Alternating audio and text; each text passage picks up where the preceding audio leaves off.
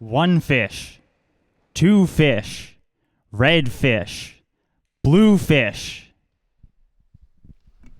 Congratulations! Today is your day.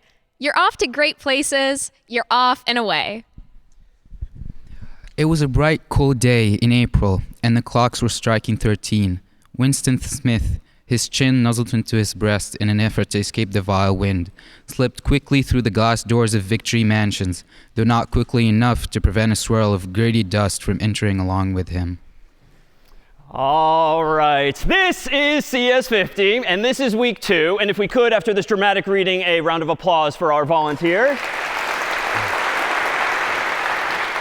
So we can now take for granted from week 1 that we now have a new way to express some of the ideas that we first explored in week 0, like functions and conditionals and variables and the like. And now we're doing in C what we used to do in Scratch. Today, what we're going to start to focus on is some real-world problems so that we can take for granted that we have that expressiveness, we have some tools in our toolkit, and actually start to solve some real-world problems if representative thereof. In particular, the real-world problem that we're going to start today and this week with is that of reading levels. Odds are when growing up, you read at a certain level based on the age at which you were at. Maybe it was 1st grade level or 5th grade level or 10th grade level or the like. And that was a function of just how comfortable you were with the words in the book or words on the screen that you were reading. What you've just heard, thanks to our volunteers, are 3 different reading levels that each of these 3 volunteers reads at. And in fact, why don't we go ahead and hear them again and be a little more thoughtful this time as to assess at what reading level your classmate is reading. So let's start with Leah, if you'd like to introduce yourself first. Hi, I'm Leah. I'm a first year in Holworthy, and here's my little thing. One fish, two fish, red fish, blue fish. So at what reading level would you say Leah reads, based on her recitation thereof? Yeah, in the front. Kindergarten. Kindergarten. OK, so a fairly young age. And what makes you say kindergarten? He is speaking in very short phrases without much complexity. OK, very short phrases without much complexity. And indeed, according to one scientific measure that we'll explore in this week's problem set, indeed, we would say that Leah reads before grade 1. So kindergarten would indeed be apt. But welcome to the stage here. Let's move on now to Maria, if you'd like to introduce yourself. Yeah, hi, I'm Maria. I'm in Stoughton thinking of applied math. Congratulations! Today is your day. You're off to great places. You're off and away. Another familiar phrase, perhaps. At what reading level would you say Maria is? Well, yeah, over here. And what makes you say 2nd or 3rd grade? OK. So now we're starting to introduce complexities like rhyming and a bit more substance to the quote. And indeed, based on that reading, that same measure that I described earlier, which will involve a mathematical function that somehow analyzes what it is Maria just said, indeed, we would conclude that she read at a 3rd grade level or grade 3. Finally, Omar, if you'd like to introduce yourself and read once more yours. Okay. So, hi everyone, I'm Omar. I'm a freshman at Hurl, but thinking of doing Comp Sci, and this is my reading. It was a bright, cold day in April, and the clocks were striking 13. Winston Smith, his chin nuzzled into his breast in an effort to escape the vile wind, slipped quickly through the glass doors of Victory Mansions, though not quickly enough to prevent a swirl of gritty dust from entering along with him. All right, sort of escalated quickly. What reading level is Omar at, would you say? Someone else. What might you say or estimate? Yes, right here in the front. OK, 8th grade, and what made you say that?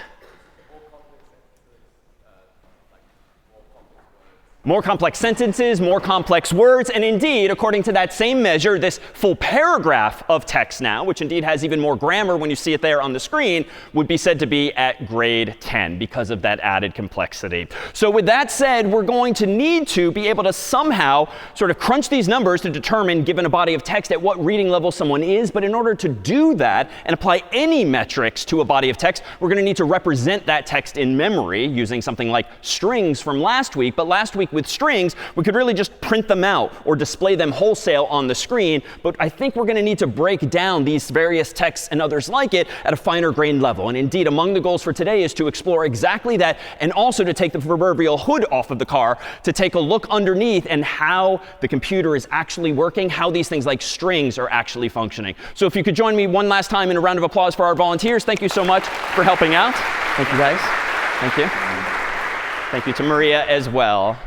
So among the goals for today, beyond exploring a representative problem like this of reading levels, is going to be another one, which is even more important and more omnipresent than reading levels, namely cryptography, the art of scrambling information, or specifically encrypting it so you can send secure communications. Now, you sort of take this for granted increasingly nowadays, that when you send a text message or perhaps an email or check out online with a credit card, that somehow or other your information is secure. And over the coming weeks, we're going to explore to what extent that is actually true, and why or why not. Now, with cryptography, similarly too, if we want to be able to send messages securely, such that if I want to send a message to you, I don't want anyone else in the room to be able to figure out what it is I have said, even if they physically intercept that message, which is all too possible in a digital world. We're going to need to come up with metrics and mechanisms for actually scrambling information in a reversible way, so that I can write my message, somehow scramble it, you can receive that message, even if after it's passed through many other hands, and you can descramble or decrypt that same message. So for instance, here on the screen is a message, a fairly simplistic one, that has somehow been encrypted. And we'll see by the end of today and by the end of this week that this encrypted message, and there's a bit of a tell on the end there, actually will be said to decrypt to "this is CS50." But why is going to be the underlying question, and what additional tools do we need in our toolkit in order to do that?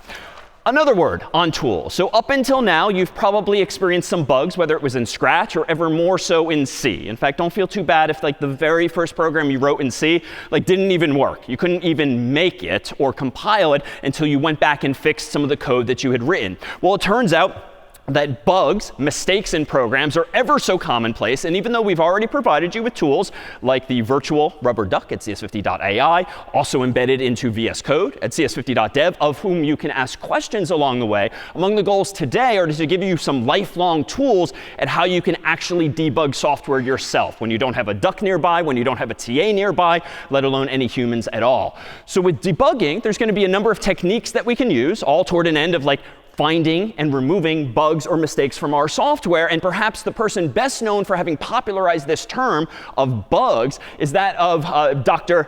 Grace Hopper, pictured here, who was a rear admiral in the Navy and was one of the original programmers of the so-called Harvard Mark I, a very early mainframe computer that if you wander across the Charles River over to the Science and Engineering Complex here at Harvard, you can actually see part of this on display still in the lobby. It was succeeded by the Harvard Mark II. And on the Harvard Mark II, Dr. Hopper and her team were known for having put this note in their logbook after having done some number crunching on the system there. And if we zoom in, they had found a problem with the computer this one day whereby there was literally a bug, a moth, inside of the circuitry of the computer. And as was written here, first actual case of bug being found. And ever since then do we say ever more so the phrase bug in debugging when it comes to finding and eliminating problems in our code. So let's start with just that. In fact, let me go over to VS Code and let's deliberately make some mistakes together that might very well be reminiscent of some of the mistakes you've accidentally made thus far, but along the way give you all the more tools for solving those problems, as opposed to sort of having to ask someone else, be it virtual or physical, for help and actually find these mistakes in your own code. Let me go ahead and consciously, in VS Code, create a program known to be buggy called buggy.c. And in this program, let's go ahead and do some fairly familiar code initially. I'm going to go ahead and start, just like we did last week, with int main void. More on that today before long. Inside of my curly braces, I'm going to say printf hello, comma, world. That's it. Now I'm going to go back to my terminal window here. I'm going to go ahead and do make buggy to make a program from that source code. But before I do, odds are, even after just a week of this stuff, you can probably spot a few mistakes I've made, a few bugs. What do you see wrong already? Yeah. I didn't include standard.io.h, that so-called header file, which is important because it tells the compiler that I plan to use functions therein, like printf, which clearly I'm doing. So let me go in and include standard.io.h. What else seems to be wrong here? Yeah? I'm missing a semicolon at the end of line 5 here, so I'm going to go ahead and add that in. And this is subtle and arguably not a bug, but maybe an aesthetic detail. What else have I done arguably wrong? Yeah, and back? Yeah, I forgot my \n, the new line character, just to move the cursor to the next line so that when I get a new prompt, it's on a fresh line of its own. Again, more of an aesthetic, but certainly a pretty reasonable thing to do. So let me go ahead now and actually, in my terminal window, run make buggy, and it indeed compiled. But up until then, had I not fixed those mistakes, I would have triggered a whole bunch of bugs, a whole bunch of error messages as a result. In fact, let's rewind in time and undo the fixes I just made and go back to the original form here and try running again, make buggy, enter. And we'll see some scary looking messages up here. Let me scroll up to the top of the output here where we see buggy.c:3, which means line 3. That's where the problem is right now. Error, call to undeclared library function, printf with type, and then it starts to get a little more complicated. But I do see clearly that it's calling my attention to printf. So hopefully at some point, if not last week, hopefully this week onward, your instinct will be, oh, all right, I'm an idiot. I forgot the header file in which printf is actually declared. It's not a huge deal. It's going to come with practice. So that's how I might know more intuitively what, in fact, the solution here might be. Now, here's another common mistake that I've just gone in and fixed, but I did do something wrong, and hopefully none of you actually did this because it's an annual FAQ. What did I just do accidentally wrong? So it's not studio.h, it's standard.io.h. So do kind of ingrain that one for standard input output. The next, though, bug that I haven't yet fixed is that semicolon. So let me clear my screen and rerun make buggy. I should no longer see that first error message anymore, but I now do see another error message on line 5, expected semicolon after expression. All right, that one's pretty explicit, so I'm going to go ahead and fix this. But notice that up until now, my code wouldn't have been able to compile because of those two error messages. It stopped showing me by showing me these errors. But at this point, if I run make buggy enter, it did in fact compile, and yet it's arguably still buggy because when I run /buggy, I get my prompt on the wrong line. So this is a distinction now between a syntax error, something that, or a programming error that outright stops my program from compiling. It's sort of a deal breaker versus something that's maybe more of a logical error. I actually meant to move the cursor to the next line. And so there's different types of errors in the world as we're seeing here. Of course, if I rerun make buggy again, /buggy, now we're back in business, hopefully with the intention of having this display exactly that. All right, well, let's modify it to look a little more like something else from last week. Recall that last week I started to get someone's name more dynamically. So I said something like name equals get string, and that was a function we introduced. And I might have said something like this, what's your name, question mark, with a space just to move the cursor over. I know now I definitely need to end my thought with a semicolon. I could try and compile this, make buggy now, and I'm seeing a different error message altogether that you might not have seen yet. So on buggy.c, line 5, error, use of undeclared identifier name. What now is the mistake that I've made? Why does it not know? Yeah, I forgot to declare the type of this variable, which, for those of you with the prior programming experience, is not something you have to do in some languages, like Python, for instance. But in languages like C, C++, Java, and others, you do, in fact, need to explicitly tell the compiler that you want to instantiate a variable, create a variable in the computer's memory by telling it its type. And it's not going to be an int, because I don't want an integer, of course, in this case. I want text, which we now know to be called string instead. All right, I think this fixes that bug. So let me do make buggy again. And hopefully, a fatal error this time, again indicating that my code did not recompile. On line 5 still, I have an error. But this time it says use of undeclared identifier string, did I mean standard in? So this is a bit of a red herring. The compiler's trying to be helpful and saying, did I mean standard in? But I don't think I actually do. That just is the most similar looking word in the compiler's own memory. What's the actual mistake that I've made here? Yeah? Yeah, I didn't include the CS50 header file because string, recall, is a feature of the CS50 library, as is getString and getInt and others. So the solution here is indeed to go up here. And just to be nitpicky, I tend to alphabetize my header files. It's not strictly required technically, but stylistically, I find it nice to be able to skim the header files alphabetically to see if something is there or not. I can include CS50.h in addition to standard.io.h. And it's in that file, CS50.h, that not only is getString declared so that the compiler knows that it exists, it turns out so is the word string. So this is a bit of a white lie, and this is something we do in the early weeks of the class. We dug up these old training wheels from a bicycle, the whole idea being to sort of keep you up and avoid you having to do too much complexity early on.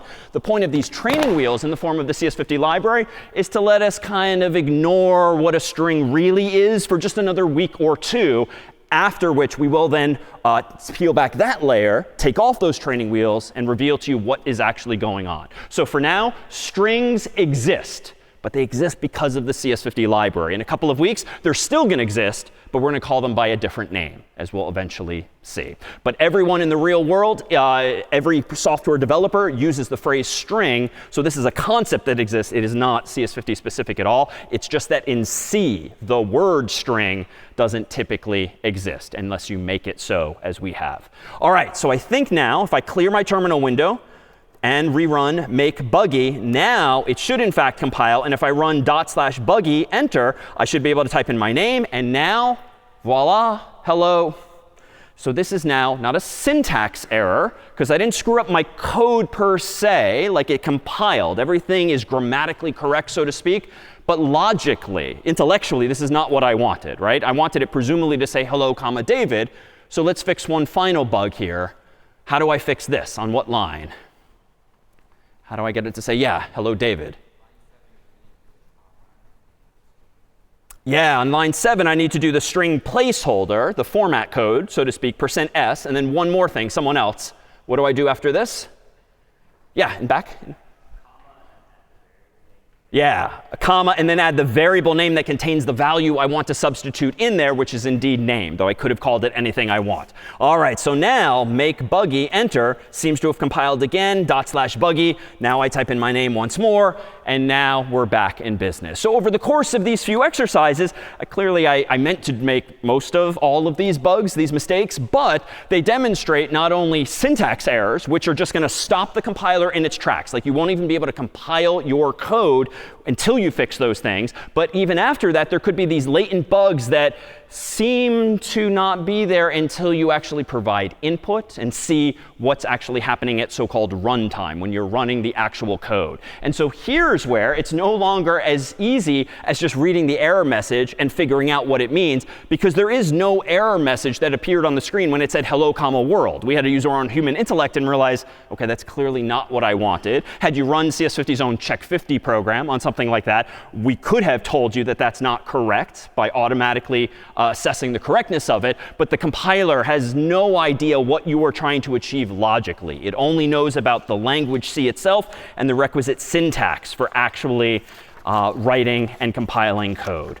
So how could we go about solving logical problems in code? So I would propose that we start to consider this here list, whereby when you want to find a logical problem in your code and better understand what's going on, or really what's going wrong, printf is going to be your friend. Up until now, we've used printf to literally print on the screen, hello David, hello Kelly, or anything else on the screen. But you can certainly use printf temporarily to just print stuff out inside of your program that you might want to better understand. And then once you understand it, and once you've solved some problem, fine, then you can delete those temporary lines of code, recompile, and move on. So let's use printf as a debugging tool in that sense. Let me go back over to VS Code here, and let me, in this same program, buggy.c, sort of delete everything and start over with a different sort of bug. I'm going to include standard io.h at the top. I'm going to do int main void after that. And then inside main, I'm going to do a simple for loop that just prints out like a stack of 3 bricks, like we saw in the world of Mario when Mario needed to, we claimed, sort of jump over a stack of bricks. We want to print out just 3 of those at the moment. So I'm going to go ahead and say for int I equals 0, I is less than or equal to 3, because I want 3 of these, I plus plus. Then inside of this for loop, I'm going to go ahead and quite simply do printf hash symbol to represent the brick, followed by a new line to move the cursor to the next line, semicolon to complete the thought. Now, I've deliberately made a stupid mistake here, but in the context of a simple enough program that we can focus on the debugging technique, not on the obscurity of the bug in question. Hopefully, you'll spot the bug in just a moment, if not already. When I do make buggy now and do /buggy, I don't get 3 bricks. I, of course, get 1, 2, 3, 4 total. So there's a logical bug in this program, and odds are you can already spot what it is, but let me propose that this program is representative of a type of problem that you can solve a little more diagnostically by poking around and really asking the computer via printf to show you what's really going on. And I would propose that one of the most helpful techniques in a situation like this, if you're trying to wrap your mind around why are there 4 bricks instead of 3, well, clearly this is related to the loop somehow. So let's look a little more thoughtfully at what the value of I is before we print out each of those bricks. And I might literally do something like this temporarily. Printf, quote unquote, I is %i \n, close quote. And then I could just print right here and now the value of I, just so that I can actually see it. Let me now go down into my terminal window, make buggy again, /buggy, and now, and I'll full screen my terminal, I'll get some diagnostic information at the same time. So when I is 1, I get a brick. When I is 0, I get a brick. When I is 1, I get another brick. When I is 2, I get another brick. When I is 3, I get a 4th brick. So now I can kind of see that, OK, my loop is working, but I'm going too far. I'm going too long. Now, I can do this even more succinctly for what it's worth. I don't need a whole new printf statement. I could just go into my existing printf, put my %i there, and then maybe just space, just to scooch things over, and then print out I in that same line. If I now do make buggy /buggy, OK, now I'm seeing that I'm printing a hash, a brick, for each value of I from I equals 0, 1, 2, and also 3. So the solution, of course, is that I shouldn't be starting at 0 and iterating less than or equal to 3. The solution is like, oh, I'm an idiot. I should have said less than 3. Or if I prefer to count starting at 1, like a normal person, I could have set I equal to 1 and then go up to and through 3. But as I claimed last week, the canonical way, the most common way to do this is start counting at 0 and go up to, but not through, the total value that you have in mind. But there's going to be another technique that's worth knowing here. Let me go ahead and sort of abstract this away by whipping up a slightly better variant of this as follows. Let me go ahead and delete this for loop. Let me assume for the moment that inside of main, I'm going to ask the user now for the height of a pyramid. And I'm going to do something like this. Int h equals getInt. And let's prompt the user for the height value of this pyramid or this wall. And then let's go ahead and assume there exists a function called printColumn who takes as input a number h, which is how many bricks you want to print. Now, this function does not exist yet, printColumn. GetInt does exist, but I don't have access to it. So let me not make the same mistake twice. What do I need to add at the top of this file? Yeah. I need the CS50 header file because I'm using the getInt function now, which again comes from our library, not C. So let me go ahead and include CS50.h. But now printColumn, I can invent this function myself. So let me go ahead and say void printColumn int height in parentheses. More on that in just a moment. And then I'm going to recreate the loop from before. For int I equals 0, I is less than or equal to the height. So I'm going to deliberately for now make that same mistake as before. I++, and then inside of this for loop, I'm going to go ahead and print out a single hash and a new line to represent that there brick. So now, main can use a function called printColumn. It's going to pass in the value of h, and then this for loop in the printColumn function is going to take care of printing this thing for me. So let me do this again. Make buggy, enter. So far, so good. /buggy, let's put in a height. I'm going to say manually height of 3, and I should see 3 bricks. But of course, I'm still seeing 4. Now, before we move on, let me hide my terminal and propose that this is just kind of stylistically bad to put anything other than your main function at the top. But recall that if I move my helper function, printColumn, and it's a helper function insofar as I made it to help me solve another problem, I can't recompile and run my code now. Why? The compiler won't let me. Yeah.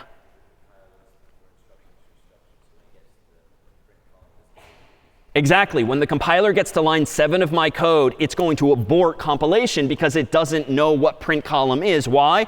Because I don't tell it what it is until line 10. And this was the only time I proposed that copy-paste is reasonable, is to highlight and copy the very first line of that function paste it above main with a semicolon, and that's a so-called function prototype. It specifies what the name of it is, what its inputs are, if any, and what its output is, if any. And more on these inputs and outputs later on. But now, this is just a more complicated, but more modularized version of this same program. Let me do make buggy, still compiles, /buggy, type in 3, and I still have that same bug. But the catch now is that my code has gotten more complicated. And the point of my having abstracted away this idea of printing a column into a new function is that there's just more code now to debug. I could certainly go in there and start adding printfs, but at some point, printf is going to be a very primitive tool, and you're going to waste more time adding printfs, recompiling your code, running your code, changing the printf, recompiling your code, running your code. It's going to get very tedious quickly when you have lots of lines of code on the screen. So can I actually step through my code line by line, maybe like your TA would in a section or a small class, line by line walking through the code? You can, because another tool that you have access to is that called debug50. So this is a CS50 command that will start an industry standard debugger. And a debugger is a piece of software that is used in the real world that literally lets you do that. Debug your code by letting you slow down or even pause execution and walk through execution of your code line by line. The only reason we call it debug50 is because in VS Code, it's a little annoying to start the debugger. And so we automated the process of starting the debugger. But everything thereafter has nothing to do with CS50 and everything to do with real world software engineering techniques. So how do we use this? Let me go back to VS Code here, and let me propose that I want to step through this code line by line, just like we might at a whiteboard in a smaller class, to figure out why I'm getting 4 instead of 3 hashes. Well, in my terminal window, what I'm going to go ahead and do is this: debug50 space /buggy. So debug50 is the command. It needs to know what program I want to debug. So I'm specifying /buggy, which is the name of the program I just compiled. I'm going to get an error, though, with the first time I run this, as will you if you make this same mistake. I'm about to see this message here. Looks like you haven't set any breakpoints. Set at least one breakpoint by clicking to the left of a line number and then rerun debug50. So what is this really telling me? Well, the debugger has no idea when and where I want to pause execution so as to start walking through my code line by line. It wants me to tell it where to break, that is, where to pause by clicking on a line number. So let me hide my terminal for just a moment. And you've probably never done this intentionally, but if you hover over the space to the left of your program's line numbers, you'll see a little red dot, a little stop sign of sorts. If you actually click on a line number, that red dot will stay there. And you can see the hover here saying click to add breakpoint. What I'm going to go ahead and do is say click to add a breakpoint at main. Main is the entry point to my program. It's the default function that gets called. Let's break right away so I can step through this code line by line. All right, let me reopen my terminal window and clear it, and then run debug50 again with /buggy enter. And now a whole bunch of stuff is going to happen quickly on the screen, and then it's going to clean itself up, because once the debugger is running and ready to go, it's going to allow me to start stepping through my code line by line. So what is going on? Well, notice nothing has happened in the terminal yet. Why? Because my code has been paused inside of main. In particular, it's been paused in the first real line of code. So the curly brace is uninteresting. The first line is just the function's name, essentially. So line 8 is the first juicy line of code that could possibly do anything useful. It's been highlighted here in yellow. And the fact that this cursor is here means that we have broken execution on this line, but we have not yet executed this line, which is why in the terminal, I don't see anything yet. I definitely don't see height followed by colon. Notice what else has happened here. All of a sudden, on the left-hand side of the screen, where your file explorer typically is, or where the CS50 duck typically is, we see mention of variables. You can actually see inside of the debugger what the value of any variable in the computer's memory happens to be. Now, I don't quite understand this right now. We'll come back to this over time. But weirdly, before line 8 even executes, it seems that h has a default value of 32,764, which seems to have come from nowhere. As an aside, this is going to be what's called a garbage value. And this is actually why we have Oscar so omnipresently here. A garbage value tends to be a default value inside of a variable that's the result of that memory having been used previously for something else. Inside of your computer, you've got all of this memory, random access memory or RAM, more on that today. And it stands to reason that my computer, or whatever cloud server we're using, has been running for some time. So the bits that H is going to use might already have some random switches on and off, some random pattern of bits that happens to give me 32,764. But the moment this line of code executes, that value is going to get changed to what I actually want it to be, which is what the human is going to type in. Meanwhile, at the bottom here, you'll see a so-called call stack. More on this, too, in the weeks to come. But you'll see that we've paused on the function called main in the file called buggy.c. So how do I do something useful? Well, at the very top of the debugger, you'll see a whole bunch of color-coded icons. One looks like a play button. And if I click that, it's just going to continue execution of my code as though I don't want to step through it anymore. So I'm not going to click that just yet. The second arrow, which is a little curved arrow over a dot, is the so-called step over line, which will mean step over this line and execute it, but only one line at a time. Let's go ahead and do exactly that. So I'm going to click the step over icon, the second one, which is the curved arrow with the dot under it.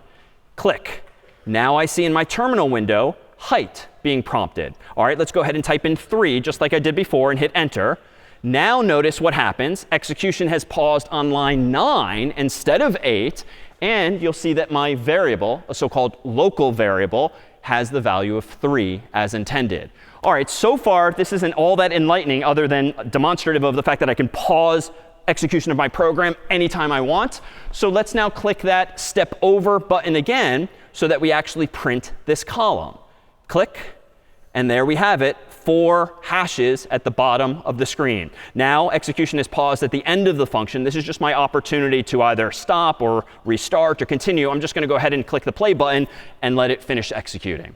Unfortunately, that wasn't really at all enlightening, except to confirm for me that I typed in 3, and 3 is what is in the computer's memory. Not that interesting, though, yet. So let's do this. Let's leave the breakpoint on line 6 as before. Let's rerun the debugger by running debug50 space /buggy. Let's let it do its startup thing, which looks a little messy at first, but now we've highlighted line 8 again. I'm going to go ahead and step over this line because I do want to get an int. I'm going to type in 3 again, enter. But this time, instead of stepping over line 9 and just letting print column happen, this is where the debugger gets powerful. Let me step into line 9 and walk through the print column function itself line by line. So let me go ahead and click not this button, which is the curved arrow over the dot, but the next one, which is the step into button. Click. And now you'll see that execution has jumped inside of print column and paused on line 14, at which point I can see at top left what the default value of I is. And this is some crazy garbage value, because whatever bits are being used to store I's value have some random garbage from some previous use of that memory. But as soon as line 14 executes once, I bet I is going to take on a value of 0. So let's do that. I'm going to go ahead and click step over, because I don't need to step into this because there's no other functions there. Step over it, and immediately at top left, I is now 0. Now line 16 is highlighted. Let's step over this. OK, and notice in the terminal window, what do you see? The first of our hashes. Let's step over, second hash, and I is now 1. Step over. Now we see a third hash, and I is now 2. Step over. OK, there's the symptom of the bug. 4 hashes. And yet I is 3, but wait a minute, this is going to draw my attention now to line 14 before I continue onward. Wait a minute, 3 is, of course, less than or equal to 3, which is why I got that 4th hash on the screen. So at the end of the day, like, you still need to exercise some of your own human intellect to figure out and understand what's going on. But the value of this here debugger is that you can pause and work through things at your own pace and poke around inside of your own code and better understand what's happening, as opposed to compiling the program, running it, and just now having to infer from the symptoms alone what the source of the problem might be. So that was a lot. Let me go ahead here and just let it continue to the end, because I know what the problem is now. I need to change the less than or equal to sign to a simple less than instead.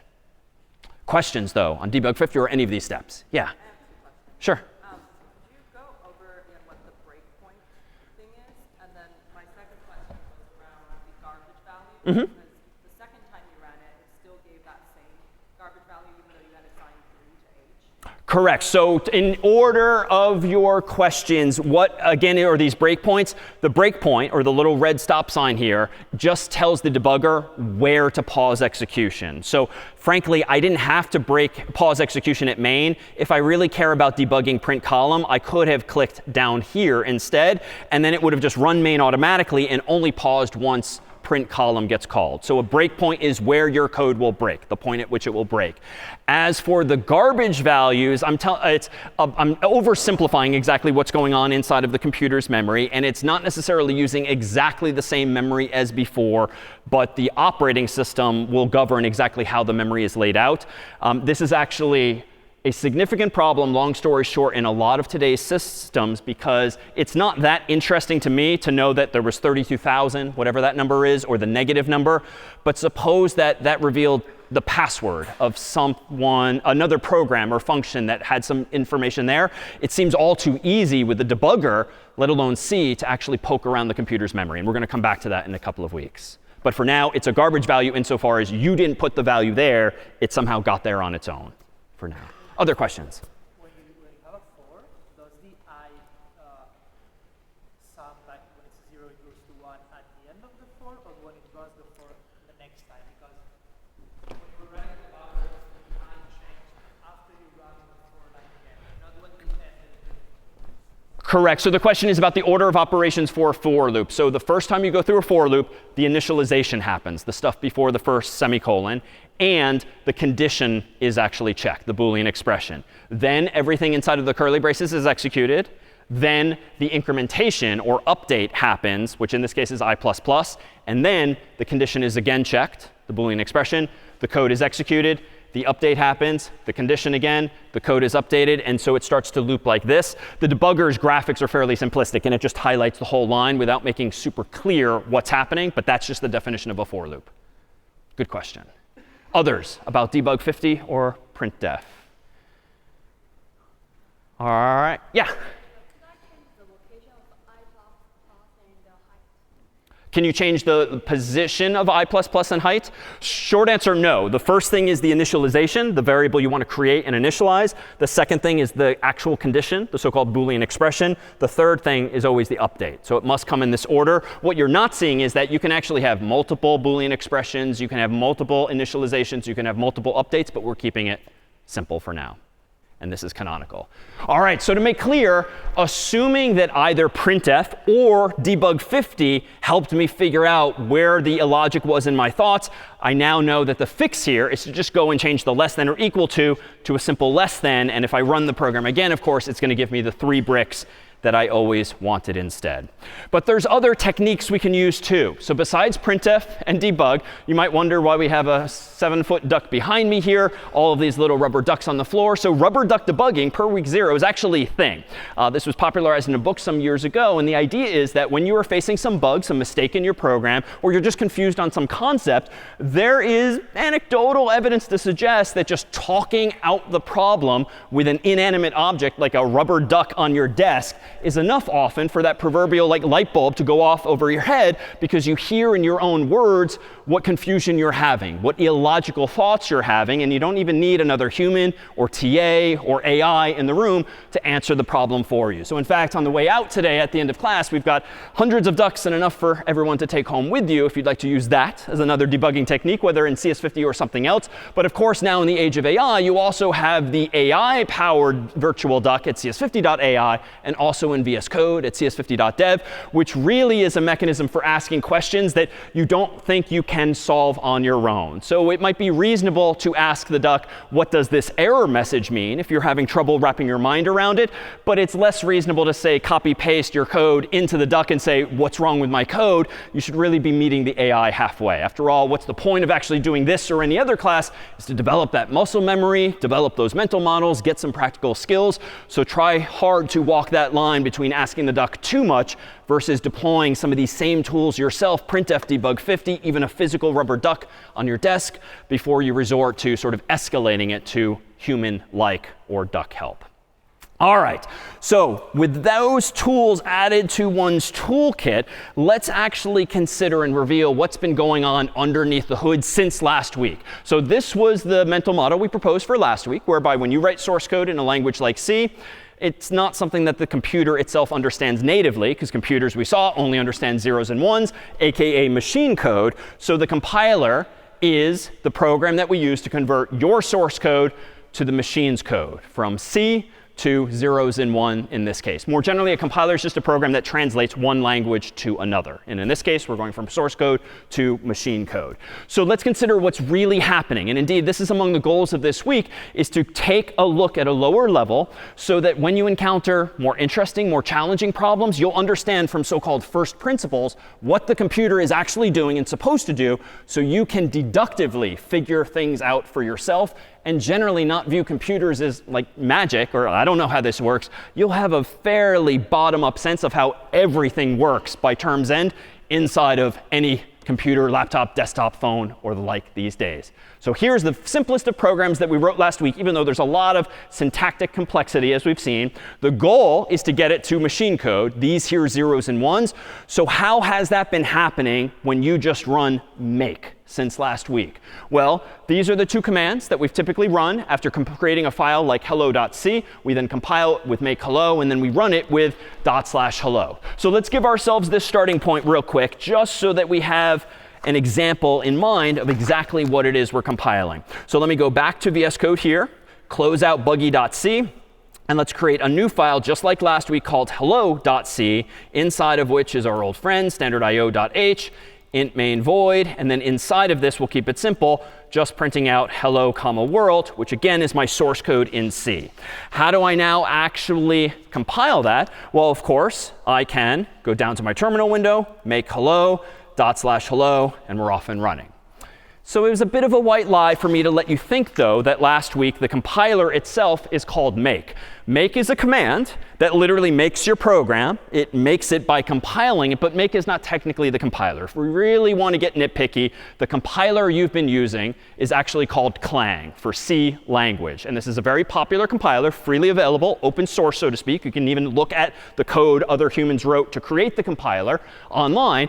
And what make is really doing for us is essentially automating this command. So all this time, I could have just run clang space hello.c, but the default file name from Clang, the compiler, weirdly and for historical reasons, is not going to be hello, as you would hope. It's going to be a.out for assembler output. And we don't do this in the in week 1 of the class, because this just makes things unnecessarily complex that we're adding some random name that you just have to know to type. However, we can do this now as follows. Let me go back to VS Code here. And let me clear my terminal and type ls, and we'll see everything we've created thus far. Buggy.c, which when I compiled it, I got buggy. And hello.c, which I just wrote, and when I compiled it, I got hello. Let's do this command now manually, though. Let's use clang on hello.c and hit enter. That too seems to work. But if I now type ls, you'll see a third program specifically called a.out, which happens to be the same as hello. It just is using the default name instead of my custom name, hello. But if I do /a.out, indeed, that too will work. But the reason we don't do that, certainly in the first week of the course, is that things get a little annoying or sort of escalate quickly thereafter. So let me go ahead and change this program as we've done a few times already. Let me include CS50.h so that we get access to like getString. Let me do string name equals getString, quote unquote, what's your name, question mark, close quote. And then down here, just like before, let me add my %s and add in my name. So I did that super quickly, but it's the same program we wrote a few minutes ago, and it's the same one we wrote last week. What happens now, though, is as follows. If I now try to do clang hello.c enter, I actually get an error message. This one perhaps more cryptic than most. Somehow or other, I have this error. Linker command failed with exit code 1 because of an undefined reference to getString. Now, in the past, when we've seen undefined or really undeclared mentions of getString, the problem was just with missing this line. This line is clearly here. But the catch is, I'm getting this error message now because when I run clang of hello.c, I'm just assuming that Clang knows where to find the CS50 version of getString, and that is not the case. Technically, if I want the compiler to compile this code for me, what I'm actually going to have to do is this. Let me go back to my terminal window here, and I'm going to say clang hello.c, but I'm then going to specify -l CS50, which is cryptic at first glance, but this is telling the compiler to link in the CS50 library so that it knows what the zeros and ones are that belong to the getString function. Long story short, if I hit enter now, the error message has gone away. If I type ls, I've still got a.out, but it's a new version thereof. And if I do /a.out, now I see the new behavior where I can type in my name and see hello, comma, David. Now, this is getting a little stupid that I keep using a.out. We can change that as well. In fact, these commands, as we're starting to see, support what are called command line arguments. And a lot of the programs we've run already take command line arguments. When we run code space hello.c, the so-called command line argument to code is hello.c. When I run make hello, the command line argument to make is hello. In other words, the command line arguments to a program are all of the words you're typing in your terminal after the name of the program itself, whether it's make or whether it's code or anything else. So this is to say, what I just ran clang of hello.c -lcs50, I was passing in two command line arguments, hello.c, which is the code I want to compile, and -lcs50, which means use the CS50 library, please. But I can add another to the mix. I can actually do something like this, whereby I do clang -o hello, then I can do hello.c, and then -l CS50 enter. Now that too seems to work. And if I type ls, well, I've got all the same programs as before. So let's go ahead and get rid of those to make clear what's going on. I'm going to remove a.out. I'm going to remove hello. And just for good measure, I'll remove buggy as well, so that all I have left in this folder is source code. So if I type ls, there's my two files. Let's do this again. Clang -o hello, hello.c -l CS50. Enter. Now if I type ls, I don't see a.out anymore, because apparently, according to the documentation for clang, the actual compiler, if you pass -o as a command line argument followed by another word of your choice, you can name the program anything you want without having to resort to mv or clicking on it and typing a new name in manually. So if I now do /hello, I see the exact same version where it's just asking me for my name and then printing it out. But long story short, the whole point of this exercise is that like running commands like this quickly gets very tedious. You have to remember like the order in which to do it, what the command line argument. I mean, this is just stupid waste of time. Typically, certainly in week 1 of the course, to have to memorize these kinds of magical commands to get things working. But for now, know that when you run make, it's essentially automating all of that for you and making it as simple semantically as make hello or make buggy. But what's really happening is the make command, because of the way we've configured cs50.dev for you, is doing all of this behind the scenes. And it's not that magical. This just means change the file name to hello when you compile it. This just means compile this code. And this just means use the CS50 library. Like, that's all. But that message about linking something in, there's something juicy going on there such that make is, in fact, helping us sort of solve a whole bunch of problems when we compile. And in fact, let me propose that if we take a step back and look at some of the actual code that we're compiling, let's consider like what we actually mean by compiling. Yes, it's the case that to compile our code means to go from source code to machine code. But technically, there's a few more steps involved. Technically, when you compile your code, that's sort of become the industry term of art that really is referring to 4 separate processes, all of which are happening in succession automatically, but each of which is doing a different thing. So just once, let's walk through these several steps. So what is this pre-processing step? So consider this program here, which we wrote in brief last week. We've got include standard.io.h, which is there because we want to be able to use printf ultimately.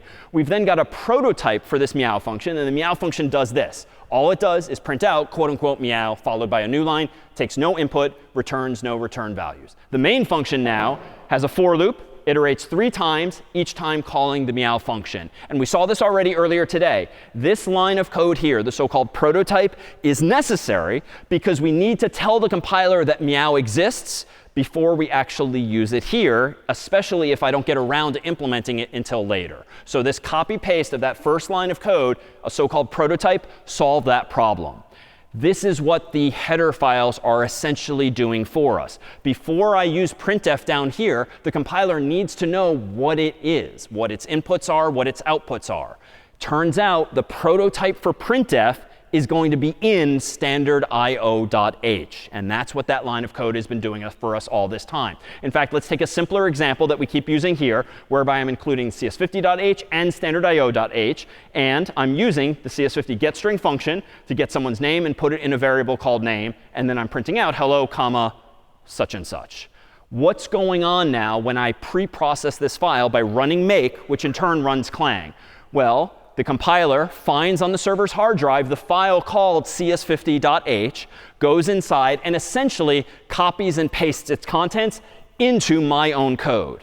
Meanwhile, such that we get the prototype there for getString. And we haven't seen this yet, but it stands to reason that all this time using printf, we've been passing in a prompt, like what's your name, and we've been getting back a string. What's inside the parentheses, recall, is the input. What's before the function name is the output, the so-called return value. What about standard io.h? It's in that file that printf's prototype is. So essentially what the compiler does when pre-processing this file is it finds standard io.h somewhere on the server's hard drive, goes inside, and copy and pastes those relevant lines of code into my code as well. It's to avoid me having to do all of that myself, find the file, copy, paste it, or manually type out the prototype. These preprocessor directives just automate all of that tedium. So what this effectively has at the top of my code after the file has been pre-processed is all of those hash symbols, followed by include, are changed to contain the actual contents of those header files. Now the compiler knows what getString is all about and what printf is all about. That then is the pre-processing step. What does compiling technically mean?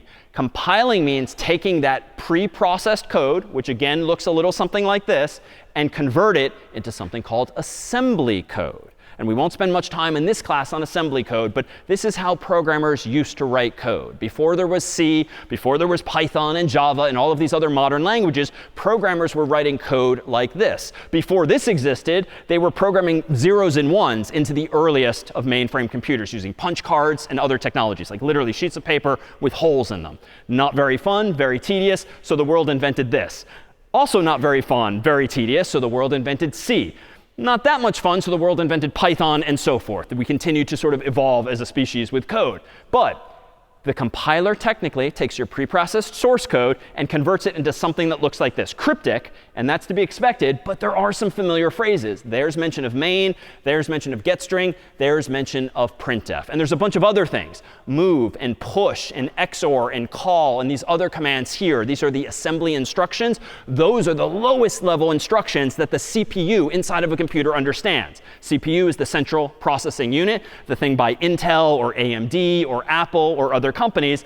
Those are the lowest level commands that the actual hardware inside of the computer understand. It's just nice to be able to write words like main and for and printf than it would be to run these much more arcane commands that you'd have to look up in a manual. So compiling just takes C code and makes it a lower level type of code called assembly. When I said a.out means assembler output, that's why. Inside of that file is essentially the output of an assembler. All right, we're almost there. What does it mean to assemble a program, which is step 3 of the compilation process? That means converting assembly code to the actual zeros and ones we keep talking about. So if the file is called hello.c, when that file is assembled, the assembly code becomes the zeros and ones for your code in hello.c. But your code is not everything that composes your final program. Your code from hello.c has to be combined with code from CS50 library, from the standard IO library that other humans wrote. I and the team wrote the CS50 code. Other humans in the world wrote the printf code in standard IO. So essentially, the fourth and final step is to link all of those zeros and ones together. Somewhere on the server, there is not just the header file, cs50.h and standard io.h, but your code, hello.c, our code, cs50.c, and the code that contains printf's own implementation. Bit of a white lie. It's technically not called standard io.c, but the point remains ultimately the same. So these files have already been compiled for you in advance. This is your code. What the assembly process does is it combines all of that into zeros and ones, and then all 3 chunks of zeros and ones are linked together. So if you think back to when I tried compiling the code without -l CS50, there was some mention of linker. Linking just means the computer did not know how to link your code with CS50's code because we were missing -l CS50, which tells the compiler to go find it somewhere on the hard drive. And the final step then of linking is to combine all of those zeros and ones into one bigger blob of zeros and ones, and that's what's inside your hello program that you can execute. So long story short, these 4 steps are what's been happening ever since the start of last week. Pre-processing, compiling, assembly, and linking. But thankfully, the world of programmers generally just treats all 4 of these steps as what we know now as compiling. It's just a lot easier to say compile and not worry about those lower level details. But that might reveal better to you what all of these error messages mean when you see hints of this kind of terminology. Whew. Questions on any and all of that? From here on out, we're going to go higher level than lower. Yeah? I don't get the part with the, like, when we're talking about, when I think it's the assembly process, when you basically convert it into zeros and ones. Mm-hmm. Doesn't, like, across the multiple, like the 3 different ones, don't the zeros and ones signify different things? Like, one can signify text, and the other can signify something else. How does the computer know, like, what 8-bit corresponds to, like, which part? Really good question. How does the computer know which of those zeros and ones corresponds to data, like numbers or strings of text or actual commands? We're going to come back to that in week 4 of the class. But long story short, what we just saw on the screen as a big blob of zeros and ones actually follows some pattern where the bits up top represent a certain functionality, the bits on the bottom represent something else, and they're organized into patterns. So long story short, we'll come back to that, but they follow conventions. It's not just a hot mess of like zeros and ones. Other questions? So the pre-processing step is just replacing the hashtag include line with all the code. Correct. The pre-processing step goes into the header file and essentially copies and pastes the contents of it into your own code so you don't have to waste time doing that manually yourself. Other questions? Just a curiosity, when you were talking about the compiling step, how it converts it to assembly code, and you're saying that the CPU understands all those commands, is the CPU then converting that into the binary code? No. So when you compile your code, you're going from the assembly code to the zeros and ones. When you compile, let me pull up the chart again. When you compile your code, you're going from the C code to the assembly code. And the patterns you get when you see the assembly code are specific to a certain CPU. So long story short, if you're designing software for iPhones or for Android devices or Macs or PCs, you're going to necessarily use a different compiler. Because given the same C code, you will get different assembly instructions in the output. And this is why you can't just take, back in the day, like a CD containing a program from a Mac and run it on a PC or vice versa, because it's the wrong patterns of instructions. But the reason why we have all of these annoying layers of complexity is because, 1, 4 different people can now implement the notion of compiling. Someone can implement the preprocessor, someone can implement the compiler, the assembler, the linker, and you can actually collaborate by breaking things down into these quantized steps. But also, you can do this step, and then 2 different people can write compilers to actually write, to output assembly code for like iPhones over here and Android devices over here. But all of us can still enjoy using the same language up here. So there's a lot of reasons for this complexity. Just understanding it is useful, but you're not going to need to use this sort of knowledge day to day. But it's what enables so much of today's complexity nonetheless. All right, so a bit of a flourish now as to what we've been doing with compiling. Well, compiling is going ultimately from source code to machine code. Couldn't you just kind of reverse the process, right? If someone wrote really interesting software like Microsoft Word or Excel or something like that, well, when I buy it or download it, like I literally have a copy of all of those zeros and ones, couldn't I just kind of reverse this process and reverse engineer someone else's code by decompiling it? And this is genuinely a threat, and this comes up in matters of law and intellectual property because the zeros and ones have to be accessible to you and to your computer. So it's not a great feeling if someone with enough time and enough savvy could sort of reinvent Microsoft Word by just figuring out what all of those zeros and ones mean. However, it's sort of easier said than done to reverse engineer code from these zeros and ones. For instance, this pattern of bits on the screen here did what did we say last week? Silly question. No normal person should be able to answer this, but I did say it before. These zeros and ones print what? It just prints out hello world. And I cannot glance at that and figure it out like off the top of my head. But if I know what architecture, what CPU this code has been compiled into, and I pay attention in week 4 and know what the various layout of the zeros and ones are, I could painstakingly figure out what each of those patterns of zeros and 1 means by breaking them into chunks of 8 or 16 or 32 or 64, which are common units of measure that I alluded to last week. Now, that's going to take a crazy amount of time. And the sort of presumption is that if you are smart enough and capable enough and have enough free time to do that, it would probably take you less time to just implement Microsoft Word the normal way and just rebuild the software. It's going to take you more time to go in reverse than it would in the so-called forward direction. But there's other subtleties as well. Inside of this code is not only commands like printf, functions like printf, but suppose that it contained a loop, for instance, to print meow, meow, meow. Well, we know already that you can use a for loop sometimes, or you can use a while loop, but they're functionally equivalent. It's sort of a stylistic decision which one you use, whichever one you're more comfortable with, or maybe feels a little better designed. But you can't figure out from the zeros and ones whether or not it was a while loop or a for loop, because it just results in the same pattern of zeros and ones. It's just a programmer's choice, which is to say you can't even perfectly reverse engineer everything, because it's not going to be obvious from the zeros and ones what the source code originally looked like. But again, the bigger deal breaker is if you have that much time and energy and savvy, just like re-implement Microsoft Word itself, don't try to reverse the whole process, which is going to be much more painstaking and time consuming instead. Now, this is not true for all languages. And just as a teaser, in a few weeks' time, when we talk about web programming and another language called JavaScript, it turns out that JavaScript source code is actually sent from web servers to web browsers. And you can look at the source code of any website on the internet, harvard.edu, facebook.com, gmail.com. It's going to be there. So not all languages, it turns out, are even compiled typically. Sometimes the source code is just executed by the underlying computer. So we're just scratching the surface of some of the implications of all of this. In a little bit time, let's take a look further under the hood at the actual memory, solve some other problems. But I think it's now time for Cheez-It. So let's go ahead and take a 10-minute break. Snacks are now served. See you in 10.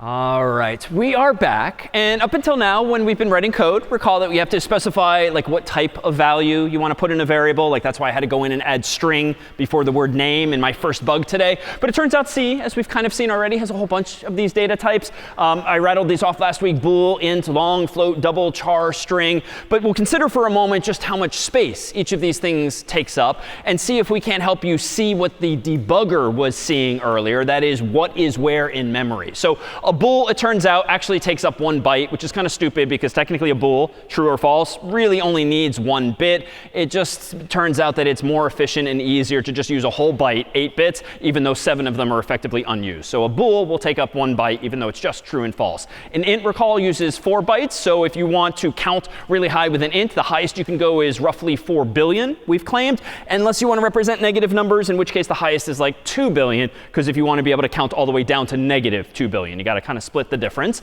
A long, meanwhile, is twice that. It uses 8 bytes, which is roughly 9 quadrillion possibilities, which is quite a few more than 4 billion.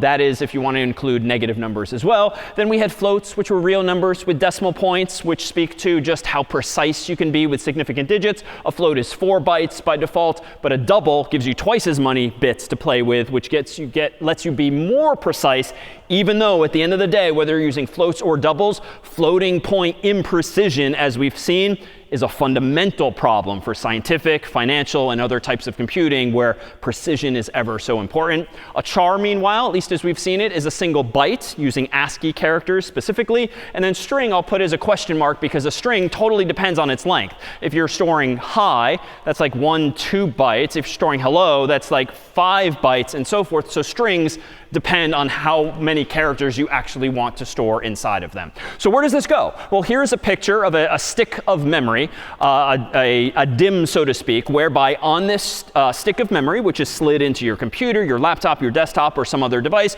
there's all these little black chips that essentially contain lots of room for zeros and ones. It's somehow electronic, but inside of there are all of the zeros and ones that we can store data in. So if we kind of zoom in on this, it stands to reason that for the sake of discussion, if this one chip represents like 1 gigabyte, 1 billion bytes, it stands to reason that we could slap some addresses on these bytes, whereby we could say this is the first byte and this is the last byte. Or more precisely, this is byte 0, 1, 2, 3, dot, dot, dot, byte 1 billion. And it doesn't matter if it's top down, left, right, or any other order. We're just talking about this conceptually at the moment. So in fact, let's go ahead and draw this really as a grid of memory, a sort of canvas that we can just use to store types of data, like bools and ints and chars and floats and everything else. If we are going to use 1 byte to store like a char, well, you might use just these 8 bits up here, 1 byte up here. If you want to store an int, well, that's 4. You might use all 4 of these bytes necessarily contiguous. You can't just choose random bits all over the place. When you have a 4-byte value like an int, they're all going to be contiguous, back to back to back in memory like this. But if you've got a long or a double, you might use 8 bytes instead. So truly, when you store a value in memory, whether it's a little number or a big number, all you're doing is using some of the zeros and ones physically in the computer's hardware somewhere and letting it permute them, turn them on and off to represent that value you're trying to store. All right, so let's go ahead and abstract away from the hardware, though, and let's just start to think of this grid of memory sort of in zoomed in form and consider more at a lower level what is actually being stored inside of here. For instance, suppose that we've got some code like this containing 3 scores on like problem sets. You got a 72 on one of them, a 73 on another, and a 33 on the third. I've deliberately chosen our old friends, 72, 73, 33, which recall spell high, or together in the context of colors is like a shade of yellow, just so that we're not adding some new random numbers to the mix. These are our old friends, 3 integers. Well, let's use these in a program. Let me go over to VS Code here, and let me create with code a program called scores.c that's just going to let me quickly calculate my average score on my problem sets. I'm going to go ahead and include, as we often do, standard io.h at the top. I'm going to do int main void after that. And then inside of my curly braces, I'm going to do exactly those sample lines of code. My first score was, let's say, a 72. My second score was 73. And my third score was 33. So I've declared 3 variables, 1 for each of my problem set scores. Now let's calculate the average. So printf, quote unquote, average colon, just so I know what I'm printing. And now I'm going to go ahead and use maybe %i \n. And then what I'm going to pass in is a bit of math. So to compute an average, it's just score 1 plus score 2 plus score 3 divided by 3. And I put the scores, the numerator, in parentheses, just like in grade school. Like I need to do that operation first before doing the division. So just like math class. Semicolon at the end to finish my thought. Let's see how this goes. Make scores, enter, /scores, and it would seem that my average across these 3 problem sets is 72. Which is great, but I don't think that's actually what I want here. What have I done wrong? It's unintentional. Yeah. Yeah, I'm kind of being a little generous with myself here. I didn't really factor in my worst score, so that was accidental. So now let me do this correctly. Make scores, /scores, and now, OK, my average is 59.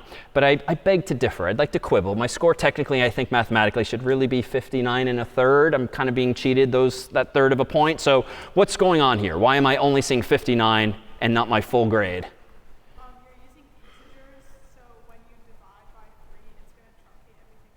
Perfect. Because I'm using integers, when I divide by 3, it's going to truncate everything after the decimal point, which we touched on at the very end of week 1, which is an issue with just truncation in general. So one approach to fix this, I could change my %i to %f, which is the format code, it turns out, for a float, and that is what I want to print. So let's see if that fix alone is enough. Make scores.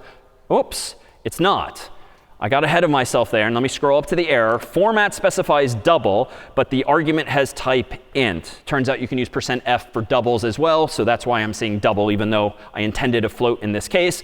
So there's a problem here. The argument has type int, even though I'm passing in %f. You're seeing mention of %d here, which is an alternative to %i. We typically encourage you to use %i because I for integer, but that is not the solution to this problem because I want my third of a point back. So how could I go about fixing this? Well, the fundamental problem here is that I'm trying to format an integer as a float. or even as a double. Well, I need to convert these scores to floats instead. So I could go in and change this to float, this to float, this to float. And heck, just to be super precise, I could add a 0.0 on the end of each of them just to make super clear these are floats. But there's another way. I could, for instance, simply convert my denominator to 3.0. Because it turns out, so long as you involve like one float in your math, the whole thing is going to get promoted, so to speak, to floating point values instead of integers. I don't have to convert all of them. So I think now if I do make scores, /scores now, there's my third of a percent, the third of a point back. There's another way to do this, just as an aside, and we'll see this again down the line. If you really want to stick with 3, because it's a little weird just semantically to divide by 3.0, like that's an implementation detail, but you're truly computing an average of 3 things. You can technically cast the 3 to a float. In parentheses, you can specify the data type that you want to convert another data type to, and this too should make the compiler happy. /scores, I get roughly the same answer. We're seeing some floating point imprecision though, nonetheless, but that too would achieve the goal here. But in short, that's all just a function of floating point arithmetic there. So what's going on now actually in the computer's memory? Let me revert back to the simpler one with just 0.0 there. And let me propose that we consider where these 3 things are in memory. Well, if we treat this as my grid or canvas of memory, who knows where they're going to end up? But for the sake of discussion, let's assume that 72 ended up in the top left of my computer's memory. I've drawn it to scale, so to speak, in that this score1 variable is clearly taking up 4 bytes of memory, and it's an int. And that's typically how many bytes are used on systems. Technically, it depends on the exact system you're using, but nowadays, it's pretty reasonable to assume that an integer will be 32 bits on most modern systems. Score2 is probably over there. Score3 is probably over there. So I'm using 12 bytes total, 4 bytes for each of these values. All right, so that's really all that's going on underneath the hood. I don't have to worry about this. The compiler essentially figured out for me where to put all of these things in memory.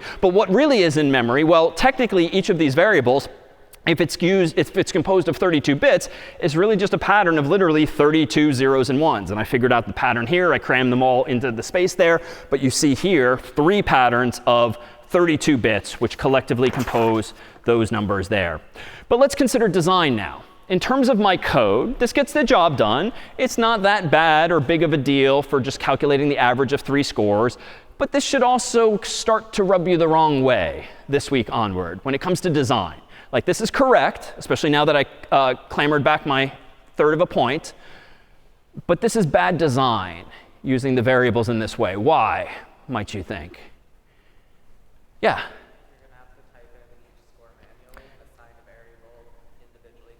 Yeah, I'm going to have to type in each score manually with each passing week when I get the 4th problem set and the 5th. I mean, surely people who came before us came up with a better way to solve this problem than like manually create 10 variables, 20 variables, whatever it is by the end of the semester. It just feels a little sloppy. And indeed, that's often the way to think about the quality of something's design. Think about the extreme. If you don't have 3 scores, but 30 or 300, is this really going to be the best way to do it? And if you feel like, no, there's got to be a better way, odds are there are, certainly if the language itself is well designed. So let's consider how else we might go about solving this. Well, it turns out we can treat our canvas of memory, that grid of bytes, into chunks of memory known as arrays. An array is a chunk of contiguous memory, back to back to back, whereby if you want to store 3 things, you ask the computer for a chunk of memory for 3 things. If you want 30, you ask for 1 chunk of size 30. If you want even more, you ask for a chunk of size 300. Chunk is not a term of art. I'm just using it to colloquially explain what an array actually is. It's a chunk or a block of memory that is back to back to back to back.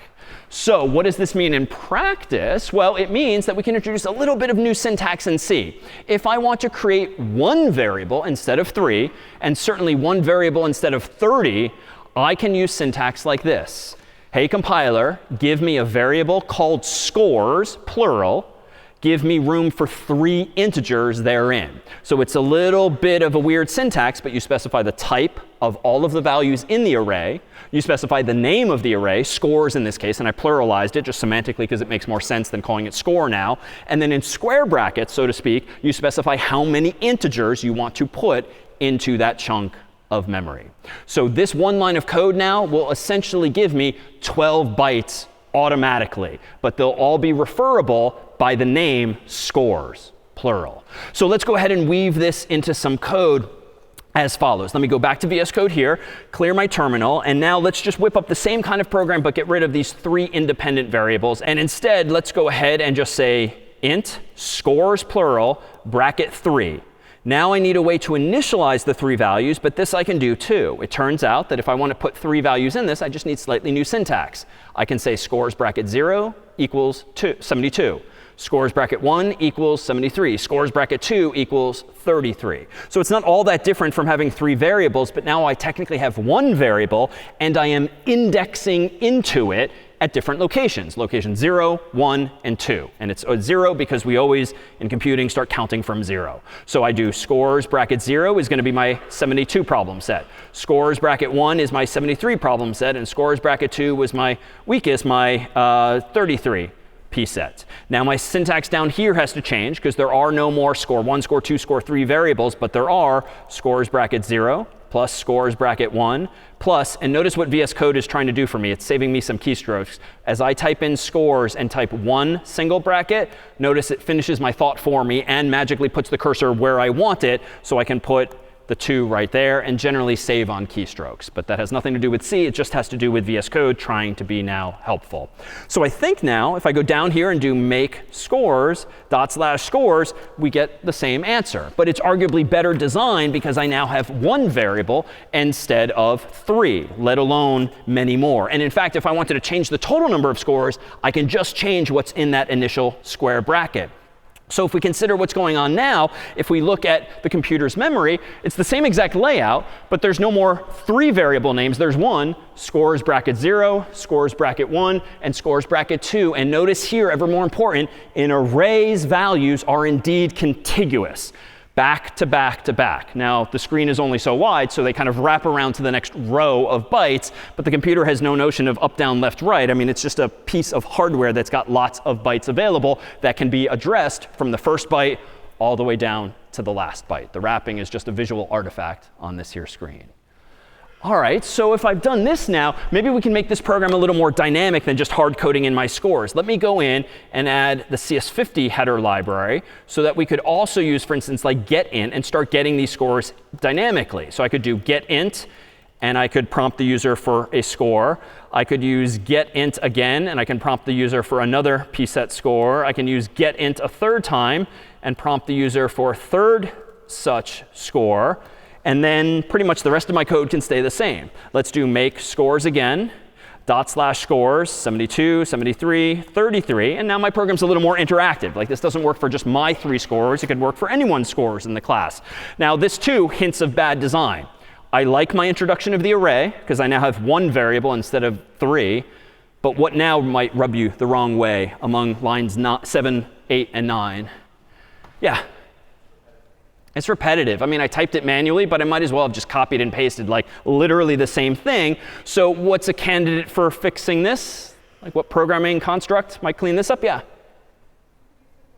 Yeah, we could use a for loop or a while loop or whatever, but a for loop would get the job done, and that's often my go-to. So let's do that instead. Let's go under my declaration of the array and do for int I equals 0, I less than 3, I plus plus, which we keep seeing again and again.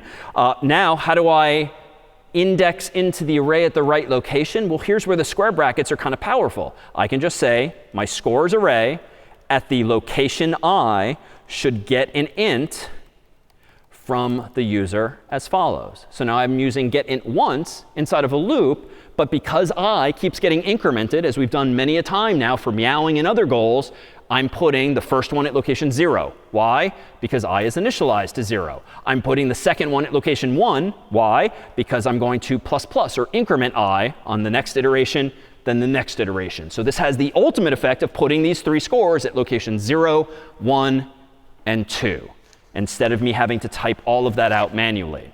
Now, I don't love how I've done this still. If we really want to nitpick, this solves the problem correctly, but it's kind of got a poor design decision still. It's got a magic number, as people say. What is the magic number here, and why is it bad? Yeah, over here.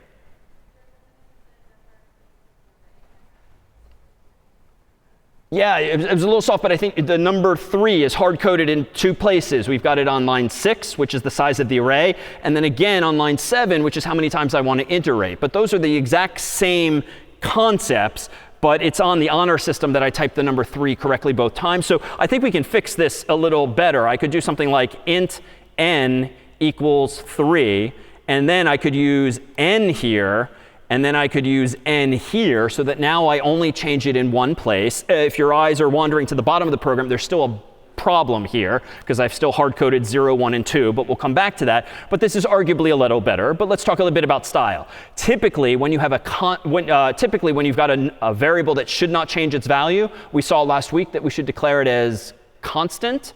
And the trick there is to literally just write const for short in front of the type of the variable. And now it should not be changeable by you, by a colleague, a collaborator, or the like. But typically, too, by convention, stylistically, to make visually clear to another programmer that this is a constant, it's convention also to capitalize constant. So to actually use like a capital N here in all places, just to make clear visually that there's something interesting about this variable. And indeed, it is a constant that cannot be changed.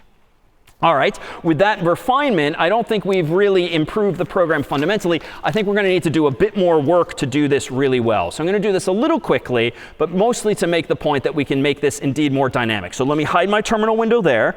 Let me go ahead now and get the scores as I already am as follows here. And let me go ahead and assume, for the sake of time, that we have a function that exists already called average, and I simply want to pass in to that average function the scores whose average I want to calculate. So average does not exist off the shelf. Like I can't just use an existing library for it. I'm going to have to implement this thing myself. But how? All right, well, let's go ahead and do this. At the top of my file, I'm going to go ahead and define a function called average that takes in what? An array of numbers. So this syntax is going to be a bit new, but the way I do this is int, say array bracket 0. Or array sounds a little too generic. Let's just call it numbers, for instance, here. So that says my average function is going to take as an argument an array of numbers. This average function, though, should return a value too. And it should return what type of value from what we've seen thus far? A number, a float specifically. It could be int, but then I'm going to get shortchanged my third of a point potentially. So I think I want it to return a float, or if you really want precision, you could return a double, just to be really nitpicky, but that seems excessive here. All right, well now inside of my average function, how can I calculate the average? Well, this is just kind of like a math thing. So I could declare a variable called sum and set it equal to 0.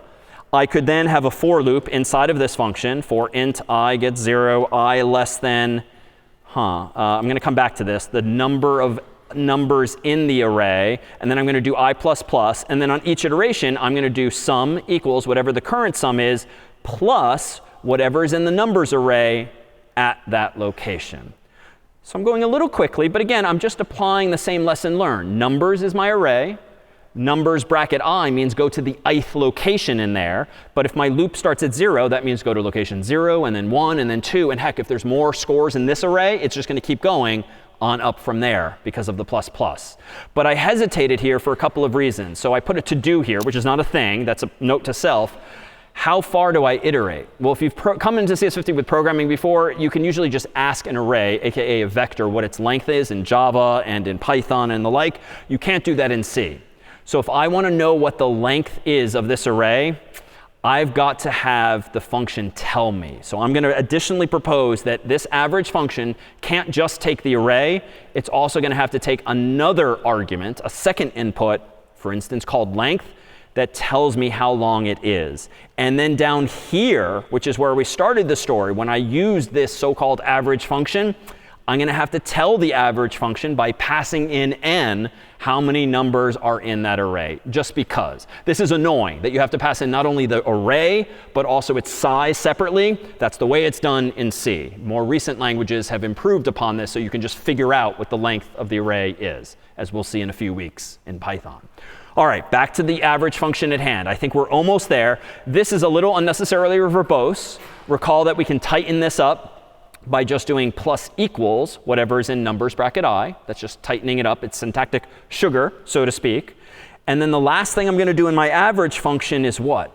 Actually calculate the average. So what is the average? It's just the numerator, like the sum of all of the scores, divided by the total number of all of the scores. Well, I've got the sum, so I think I just want to do sum divided by what to get the actual average now? Yeah. Exactly. Sum divided by length will give me the average, because the sum is the numerator effectively, all of the scores added together, and the denominator is the length. How many numbers were there actually? Now, I can't just write this math expression here. If this is going to be my function's return value, and we've done this once or twice before, I literally say in my average function, return this value. So it hands back the work. I could use printf and just print it on the screen, but I don't want that visual side effect. I want to hand it back so that on line 23, I can simply calculate the average of those n scores and let printf use it as the value of that format code, %f. All right. I think we are in reasonably good shape. Let me cross my fingers now and hope I didn't screw this up. Make scores. Whew. OK. /scores. How many do we want to do? So we'll do 72, 73, 33. Enter.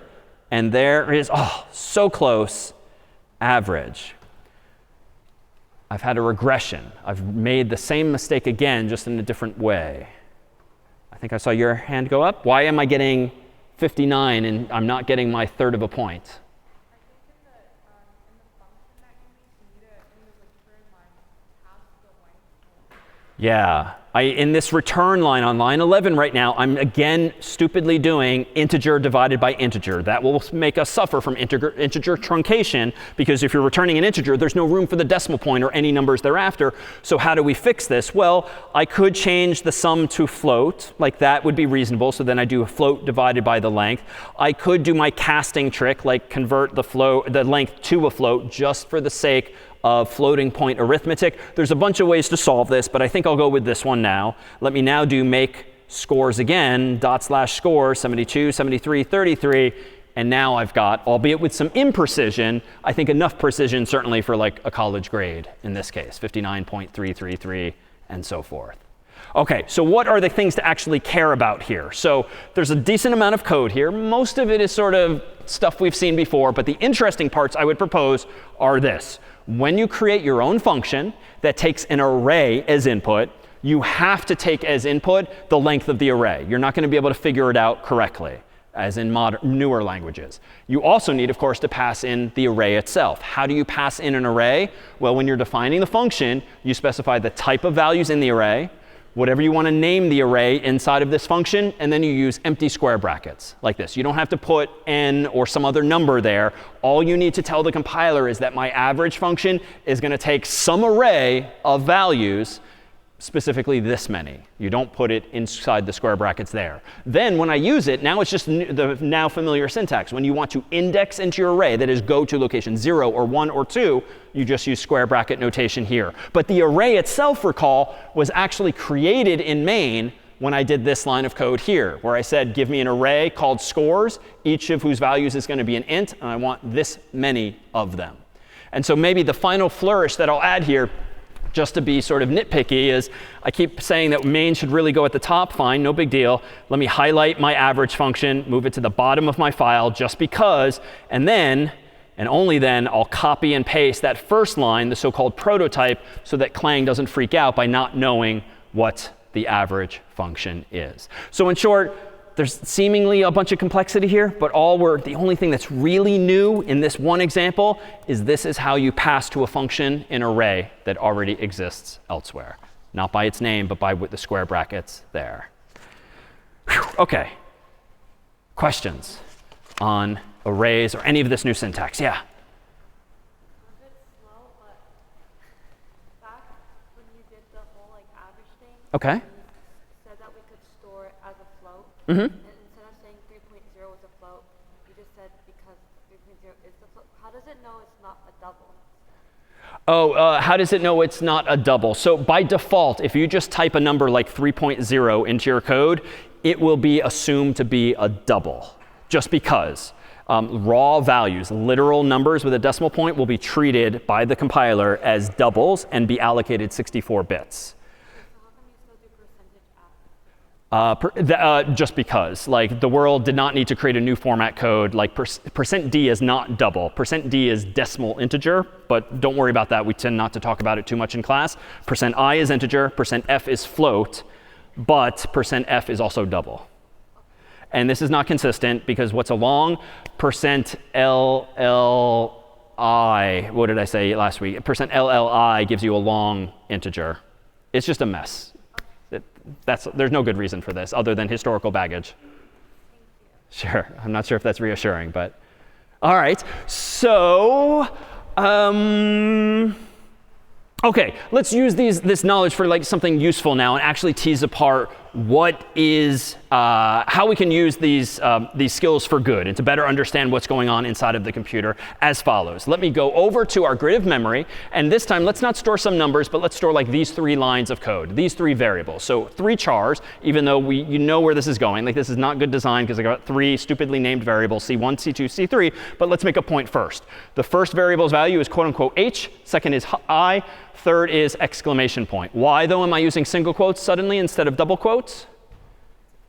It's a character. Chars are single quotes. Strings are double quotes. And we'll see the distinction why in a moment. So for instance, if this is my grid of memory and this program contains just 3 variables, each of them a char, odds are they'll end up like this in memory. C1, C2, C3, H, I, exclamation point. Assuming there's nothing else going on in my program, they're just going to end up being back to back to back in this way, even though it might not in this way. So what does this really mean is going on? Well, let's go ahead and poke around. Let me go back to VS Code here. Let's close scores.c, reopen my terminal, and let's create a new program called hi.c and just do something playful. So let me include standardIO.h at the top. Let me do int main void after that. And inside of my curly braces, let's just repeat this. C1 equals h in caps. Char C2 equals I in caps. And then char C3 equals exclamation point in exclamation point. That's all. Now, let's actually poke around and see what's inside the computer's memory. So I could do something like this. I could printf, for instance, %c, %c, %c, \n, and %c, turns out, means character. So what do I want to plug in? C1, C2, and C3, semicolon. So let's go ahead and do this. Make hi, enter, /hi, and voila, there's my hi exclamation point. There's no magic here. Like, I'm literally just printing out 3 char variables. I don't need the spaces. If I want to get rid of those spaces between the word, I can remake this, make hi, /hi, and now we're back in business, hi exclamation point. But here's where an understanding of types can give you a bit of power and sort of satiate some curiosity. What if I change my %c to %i, %i, %i, so int. Well, turns out that a char is really just a number because it's an ASCII value from 0 to 255. So there's nothing stopping me from telling the compiler, don't print these as chars, print them as integers. So let's do make hi, /hi, enter. And that's a little cryptic. It looks like it's saying 727,333. But no, let me add those spaces back in between each of those placeholders. Make hi again, /hi. There are our old friends, 72, 73, 33. It is not necessary in this case to say int, because the compiler is smart enough and printf is smart enough that if you hand it a value that happens to be a char, it knows already it's going to be an integer, essentially. So you don't even need to bother explicitly casting it this way. We're essentially implicitly casting it to an integer by using those format codes as such.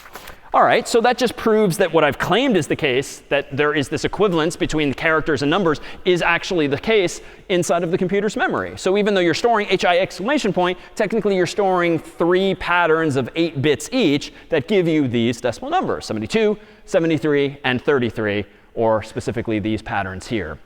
All right, then what is a string? And this is where things get a little more interesting. A string, as we've used it, is like a whole word or a phrase, or when we started class today, like a whole paragraph of text. So that's multiple values. Now, why is that interesting for us potentially? Well, let's go ahead and write one line of code as a string. So here, for instance, is one line of code with a string. Let's go ahead and put that into my program. So I'm going to go back to VS Code here and clear my terminal.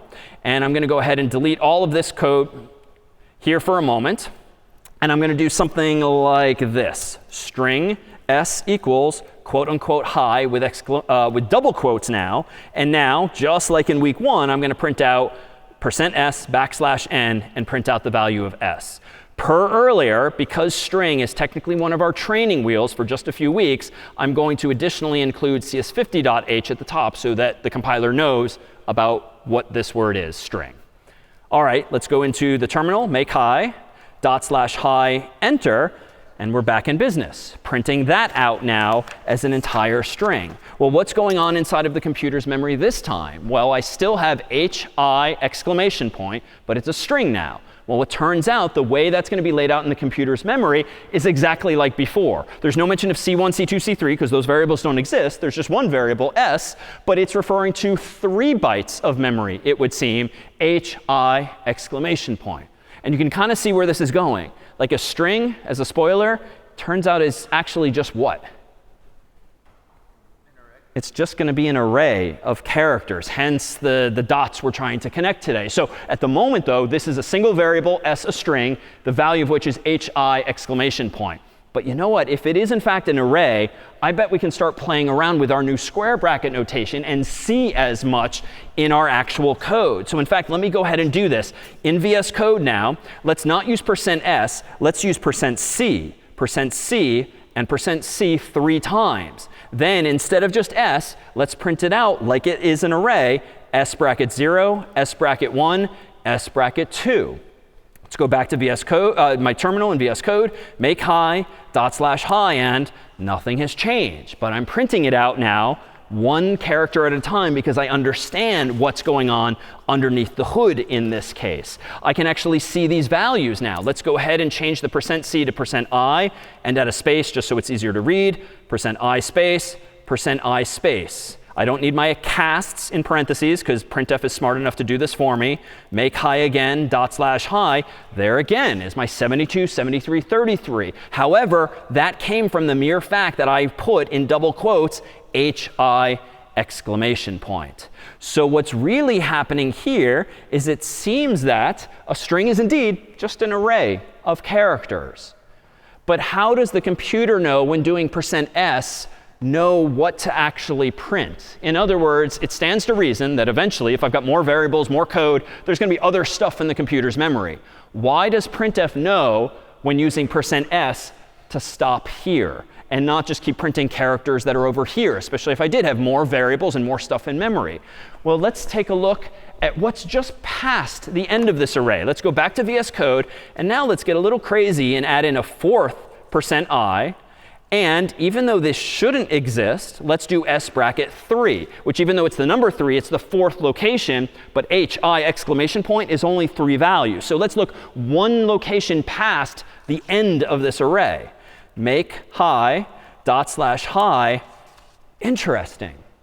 It seems, and maybe it's just luck, good or bad, that the 4th byte in the computer's memory seems to be a 0.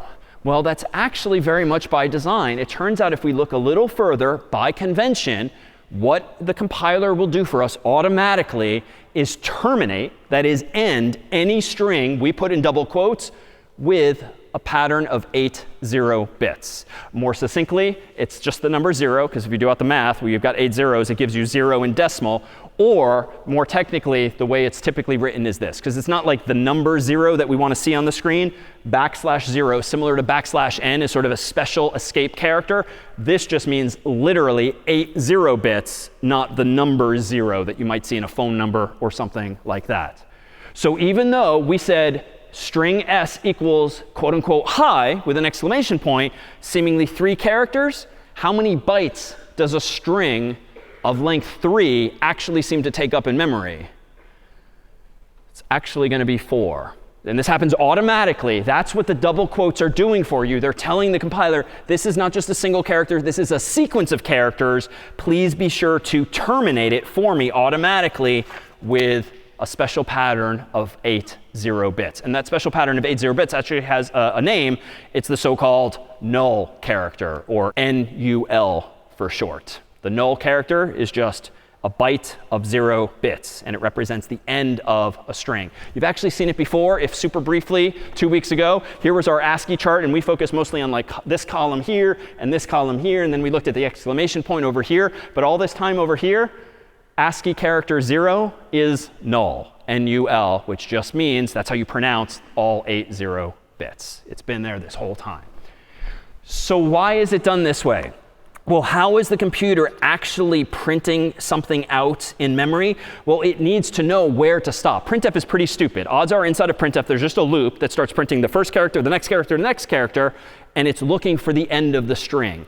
Why? Well, consider what might happen. Suppose you've got a program that has not just one string, but two. For instance, 2 strings like this. So in fact, let me go back to VS Code here, clear my terminal, and let's just make this program a little more interesting for a moment. String t equals quote unquote by, for instance. And then down here, let's do 2 printfs.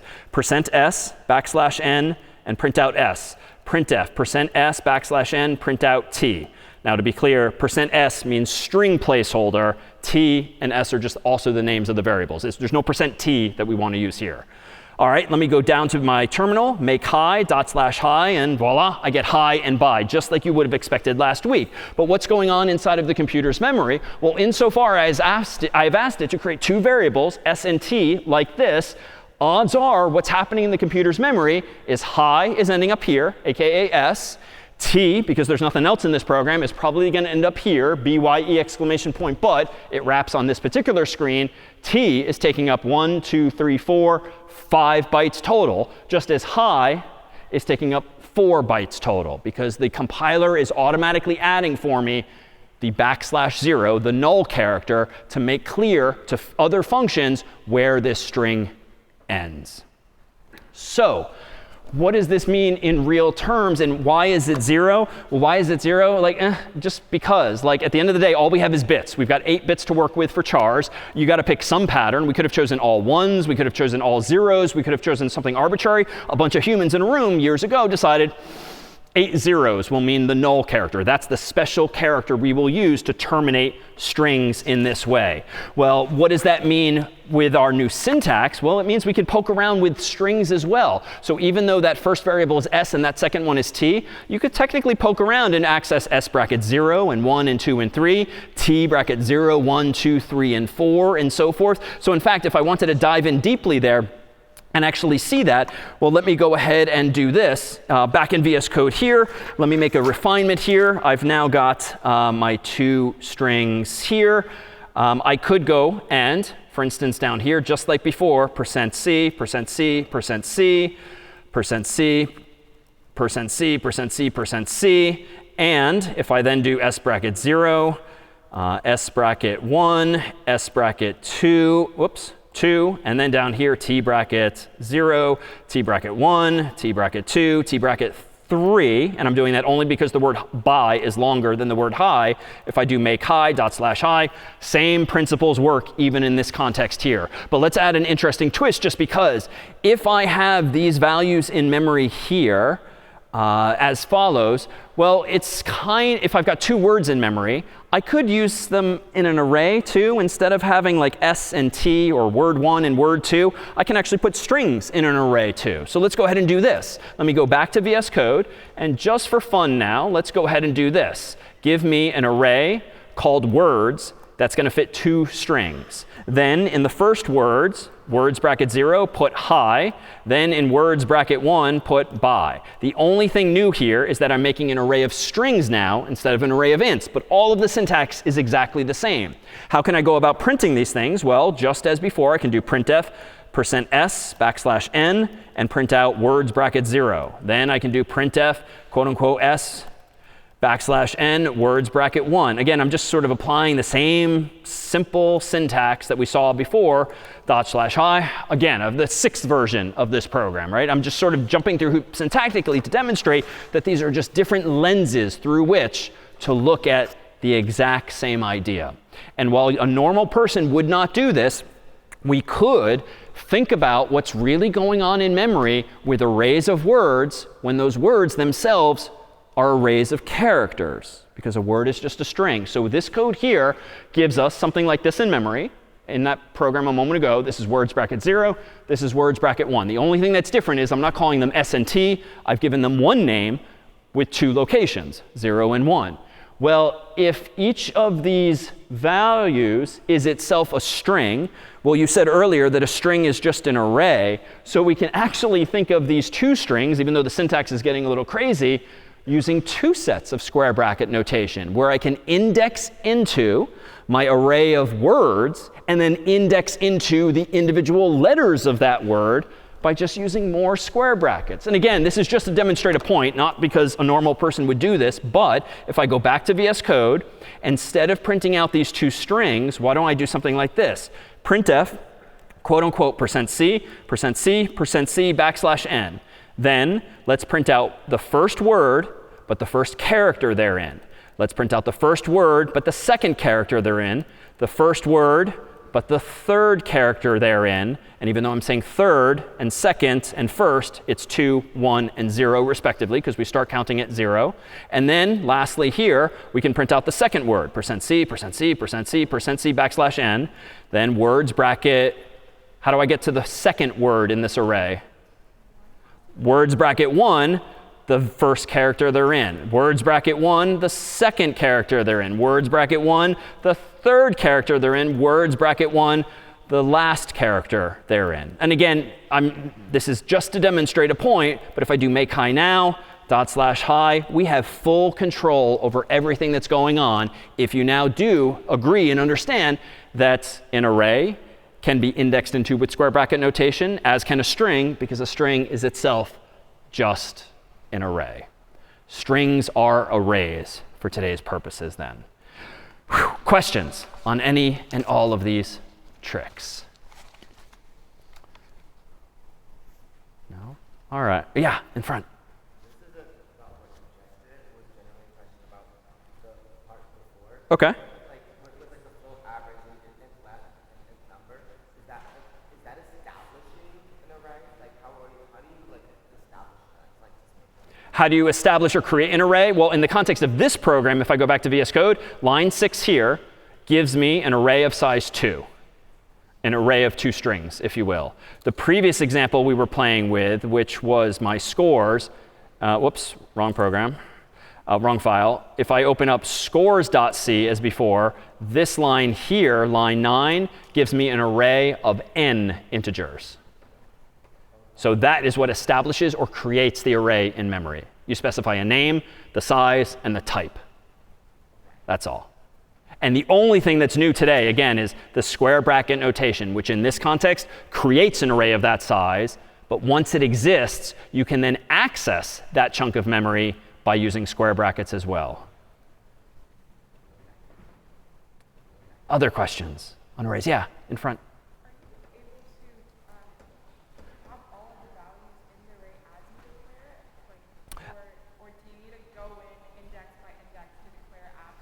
Good question. Do you need to go index by index to put things inside of an array? Short answer, no. So let me open up again scores.c from before.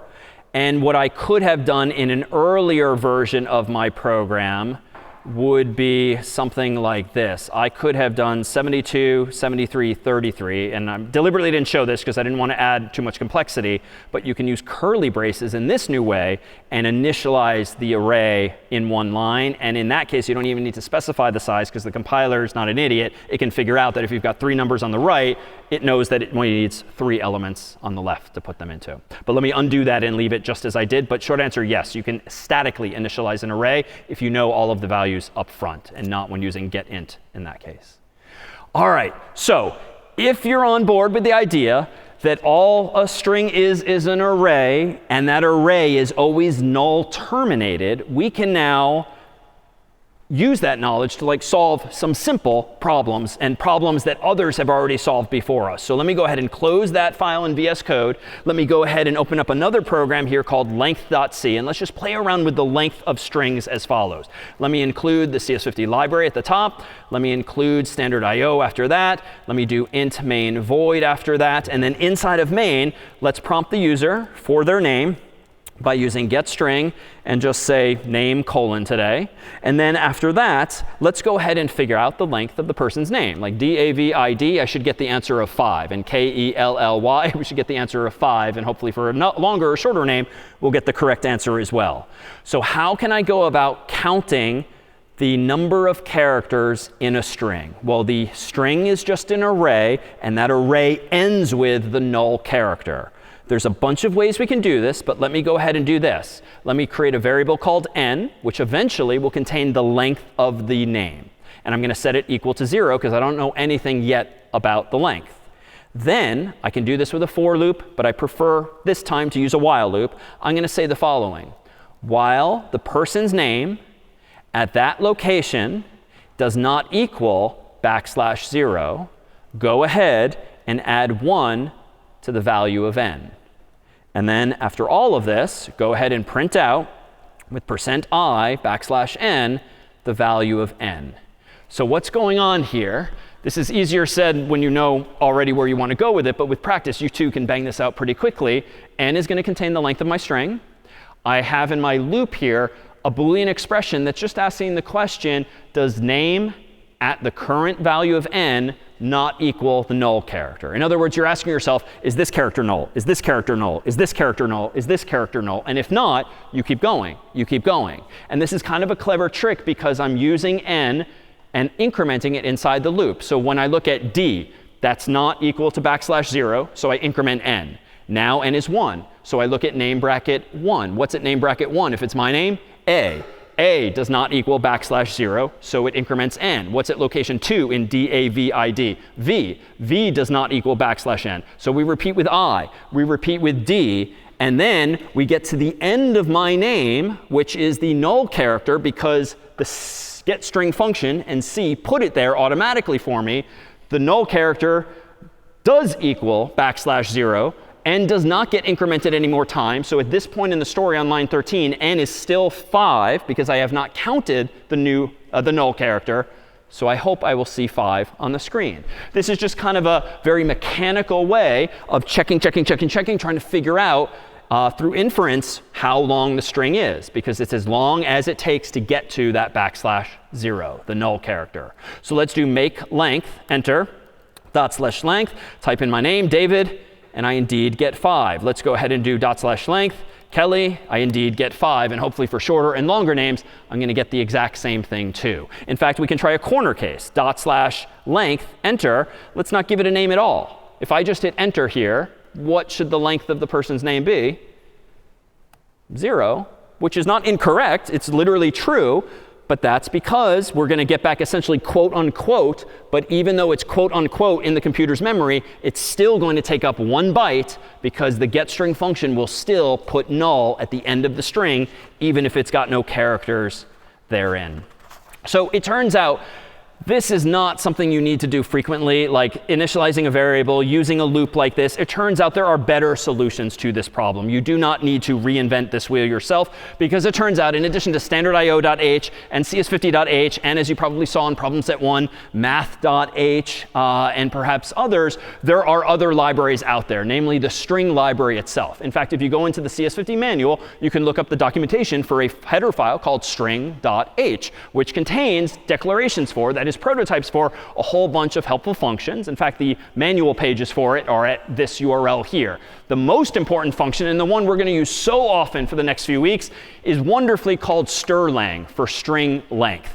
Someone else, literally decades ago, wrote the code that essentially looks quite like this, but packaged it up in a function that you and I can use, so we don't have to jump through these stupid hoops just to count the length of a string. We can just ask the string length function what the length of a string is. But odds are if we looked at the C code that someone wrote decades ago, it would look indeed quite like this. So how can I simplify this program? Well, I can get rid of all of this code here. I can include string.h at the top of my file. And then I quite simply could do something like this. Int length equals strlang of name. That's going to put in the variable length. Actually, let's be consistent.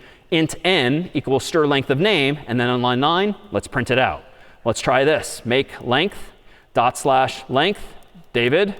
OK. Kelly. OK. And no one. And 0. It seems to now be working. So this is a wheel we do not need to reinvent. And frankly, now in a matter of design, I don't really need the variable n anymore. Recall that we can nest our functions just like we did with average before. So let me get rid of that line and just say strlang of name is actually perfectly reasonable here.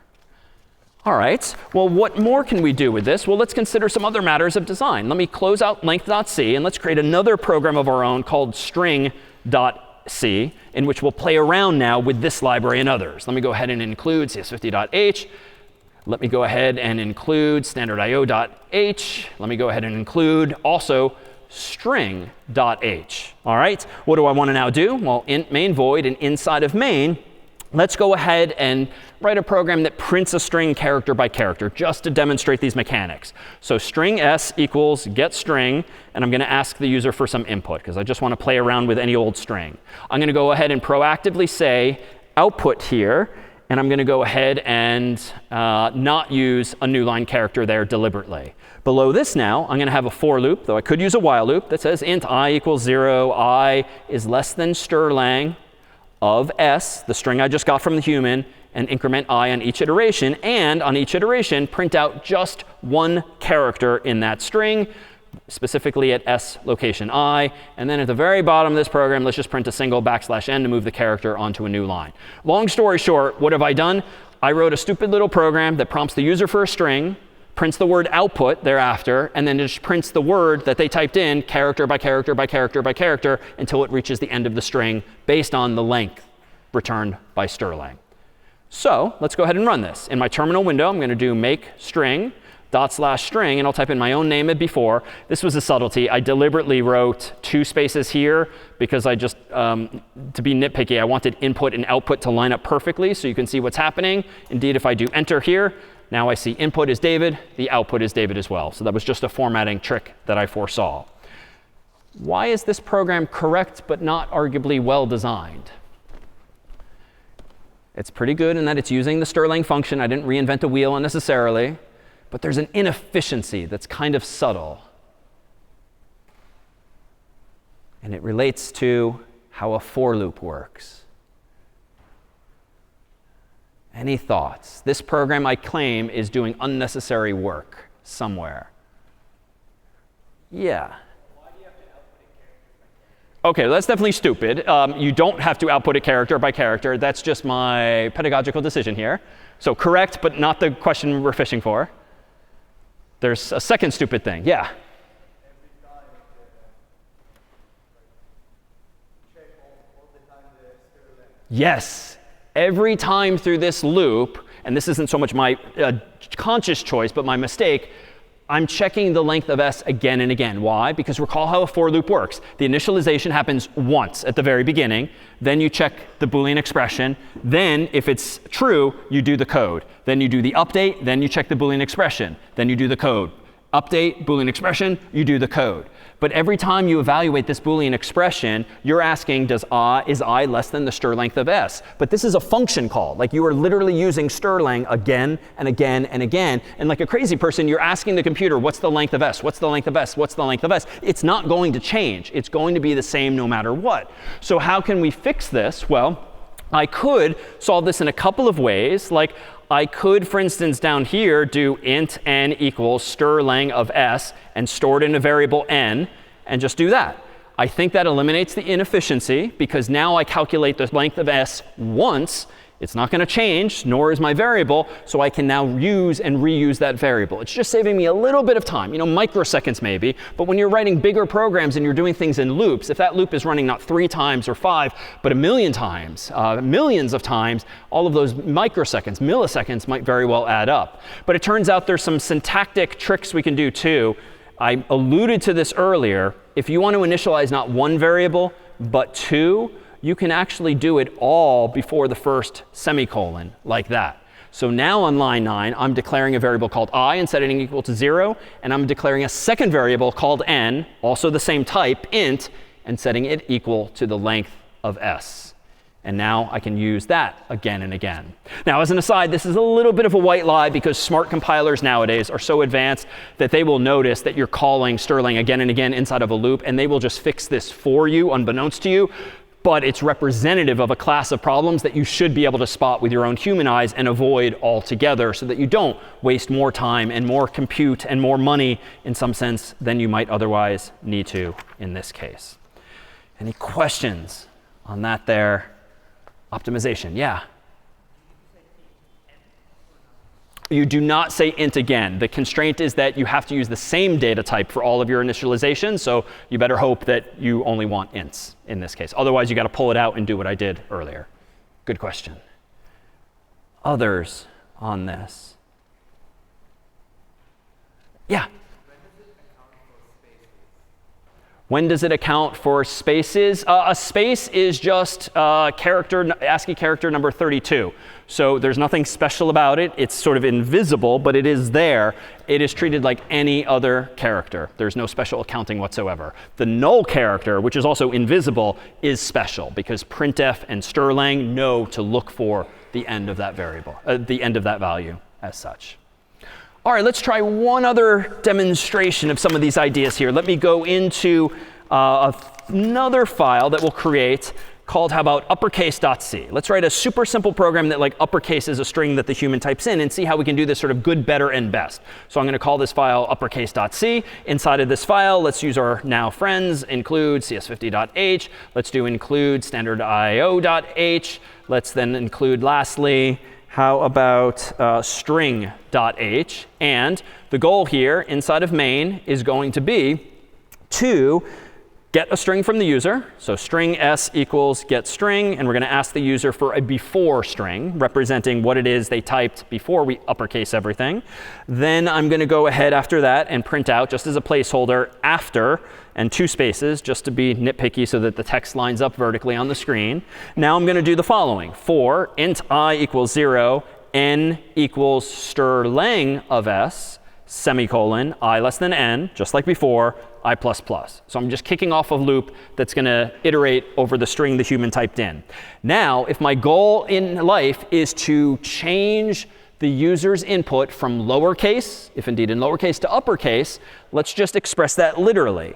If the current character in the string, so s bracket I, is greater than or equal to quote unquote a, and s bracket I is less than or equal to quote unquote z, using single quotes, this is arguably a very clever way of expressing the question, is it lowercase? We know from our ASCII chart from week 0 that the ASCII chart has not only numbers representing all the uppercase letters, but also numbers representing all the lowercase letters. Lowercase a, for instance, is 97, and they are all contiguous thereafter. So we can actually treat, just like we did before, chars as ints and ints as chars, and sort of ask mathematical questions about these chars and say, is s bracket I between a and z inclusive? So if it is lowercase, and I'll add a comment here for clarity, if s bracket I is lowercase, what do we want to do? We want to force it to uppercase. So this is a little trick I can do as follows. Printf, the current character, but let's do some math on it.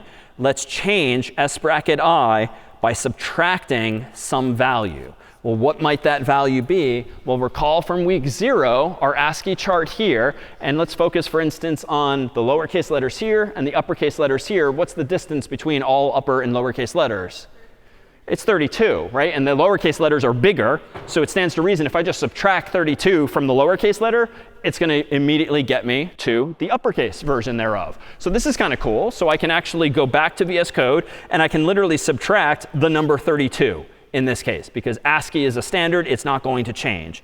Else, if the letter is not lowercase, I'm just going to go ahead and print it out unchanged without doing any mathematics at all to it. And I'll make clear with a comment, else if not lowercase. Makes clear what's going on there.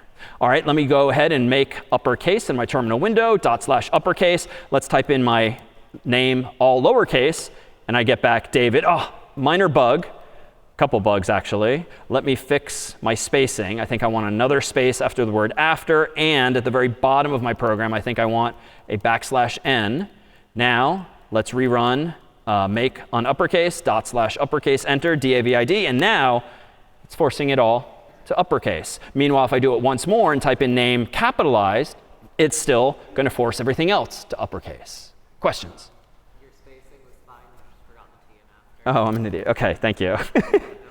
Yes, I misspelled after. Otherwise, my alignment would have worked. So let's do this again. Make uppercase, if only so that we can prove it's the same.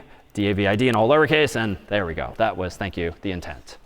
All right, so it's kind of a little trick, but this is kind of tedious, right? Like Microsoft Word, Google Docs all have the ability to toggle case from uppercase to lowercase or lowercase to uppercase. It's kind of annoying that you have to write this much code to achieve something so simple, seemingly, and so commonplace. Well, it turns out there's a better approach here, too. In addition to there being the string library, there's also the ctype library. In ctype.h, another header file, there's a whole bunch of other functions that are useful that relate to characters in ASCII. So for instance, if we go ahead and use this as follows, I'm going to go ahead at the top of my file here and include now ctype.h. It turns out there's going to be functions via which I can actually ask these questions myself. For instance, in this next version of the program, I don't need to do any of this clever but pretty verbose math. I can just say if the isLower function, which comes from the ctype library, passing in s_i, returns true, will then convert the letter to uppercase by subtracting 32. But you know, I don't even need to do this mental math or math in code. I can also, from the ctype library, use a function called toUpper, which takes as input a character like s_i and let someone else's function do the work for me. So let me go back down to my terminal window here. Let me make uppercase now, /uppercase enter before DAVID. This now works too. But if I really dig into the documentation for the ctype library, you'll see that you can just use the isLower function on any character, and it will very intelligently only uppercase it if it is actually lowercase. So someone else years ago wrote the conditional code that checks if it's between little a and little z. So knowing this, and you would see that indeed in the documentation, I don't even need this else. I can instead just get rid of this whole conditional, tighten my code up significantly here, and simply say printf using %c the toUpper version of that same letter, and let the function itself realize if it's uppercase, pass it through unchanged. If it's lowercase, change it first, and then return it. So now if I open my terminal window again and clear it, make uppercase, /uppercase, enter, DAVID, and we're back in business. So again, demonstrative of how if you find that coding is becoming tedious or you're solving a problem that like surely someone else has solved, odds are there is in fact a library function for it, whether it's from CS50 or from the standard library that you yourselves can use. And unlike the CS50 library, which is indeed CS50 specific, which is why Clang needed to know about -L CS50, many of these libraries just automatically work. You don't need to link in the ctype library. You don't need to link in other libraries. But non-standard libraries like CS50's training wheels for the first few weeks, we do need to do that. But make is configured to do all of that automatically for you.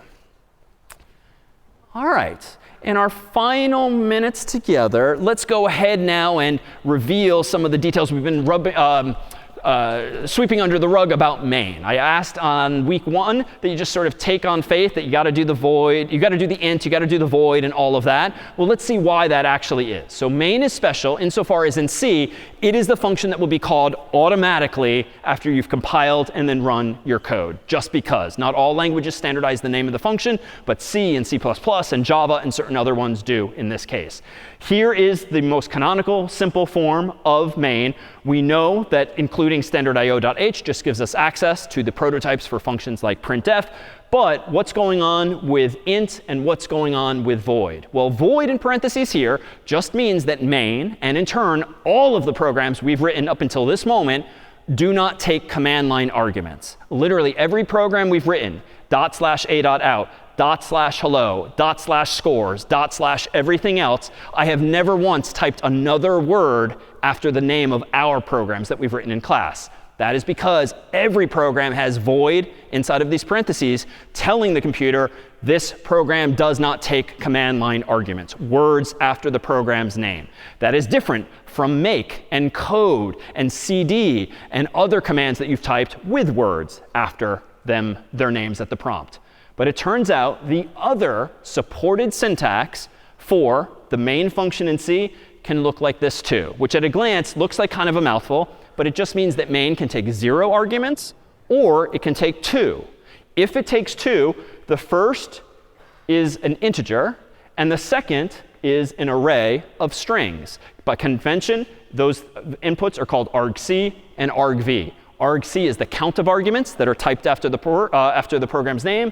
Argv is the argument vector, aka array of actual words. In other words, now that we have the ability to use arrays, we can get 0 or 1 or 2 or 3 or more words from users at the prompt when they run our own programs. So what do I mean by this?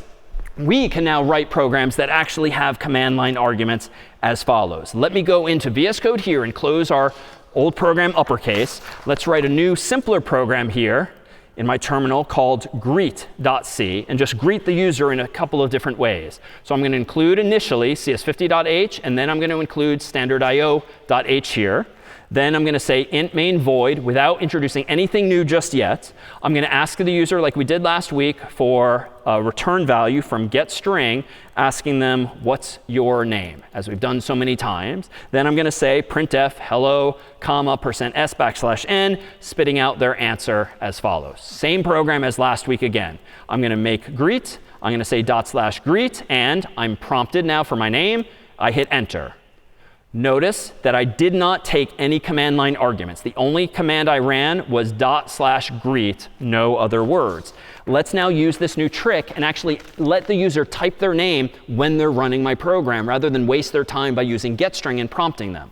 Let me go into my editor here. Let's get rid of the CS50 library. Let's get rid of my use of getString. And let's simply change void to int argc, then string argv open bracket, close bracket. That's all.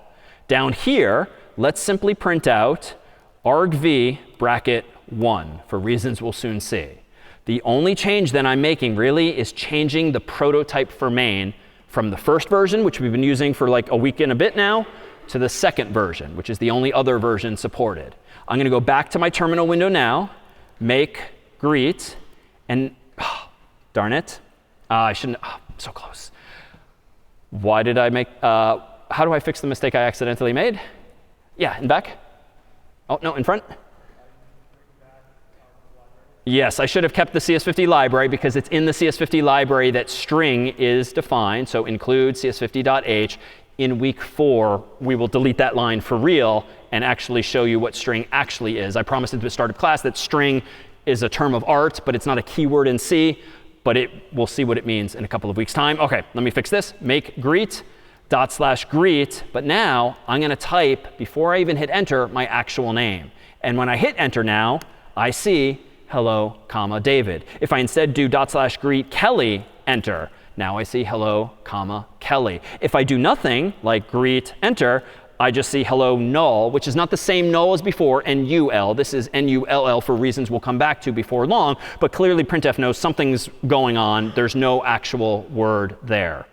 Why, though, did I do argv bracket 1? Well, it turns out that just as a feature of C, if I recompile this program and do /greet and type in nothing else, I'm going to see something kind of curious, hello /greet. Because automatically, the 0 location in the argv variable will automatically contain the program's own name. Why is this useful? If you ever want to do something self-referential, like thanks for running my program, or you want to show documentation for your program and the name of your program that it depends on whatever the file itself is called, you can use argv bracket 0, which will always contain the program's name no matter what the file has been named or renamed to.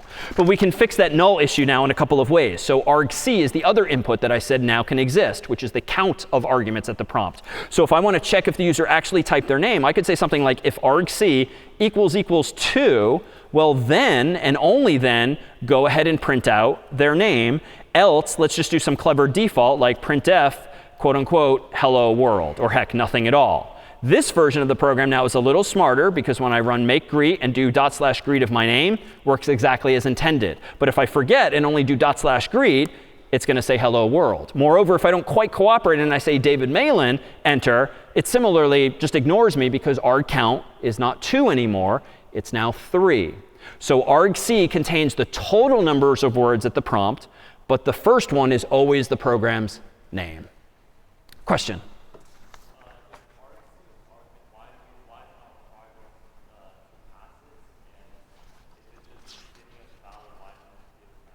Sorry, can you say that once a little louder?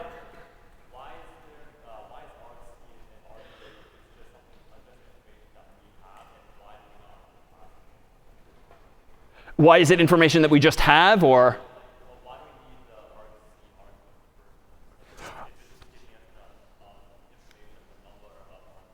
Oh, so the short answer is just because. Like the definition of C, if you look up the documentation for C, you can either define main as taking no arguments with the word void, or you can specify that main can take 2 arguments. And the compiler and the operating system will just ensure that if you provide 2, those 2 variables, argc and argv, will be filled with those 2 values automatically.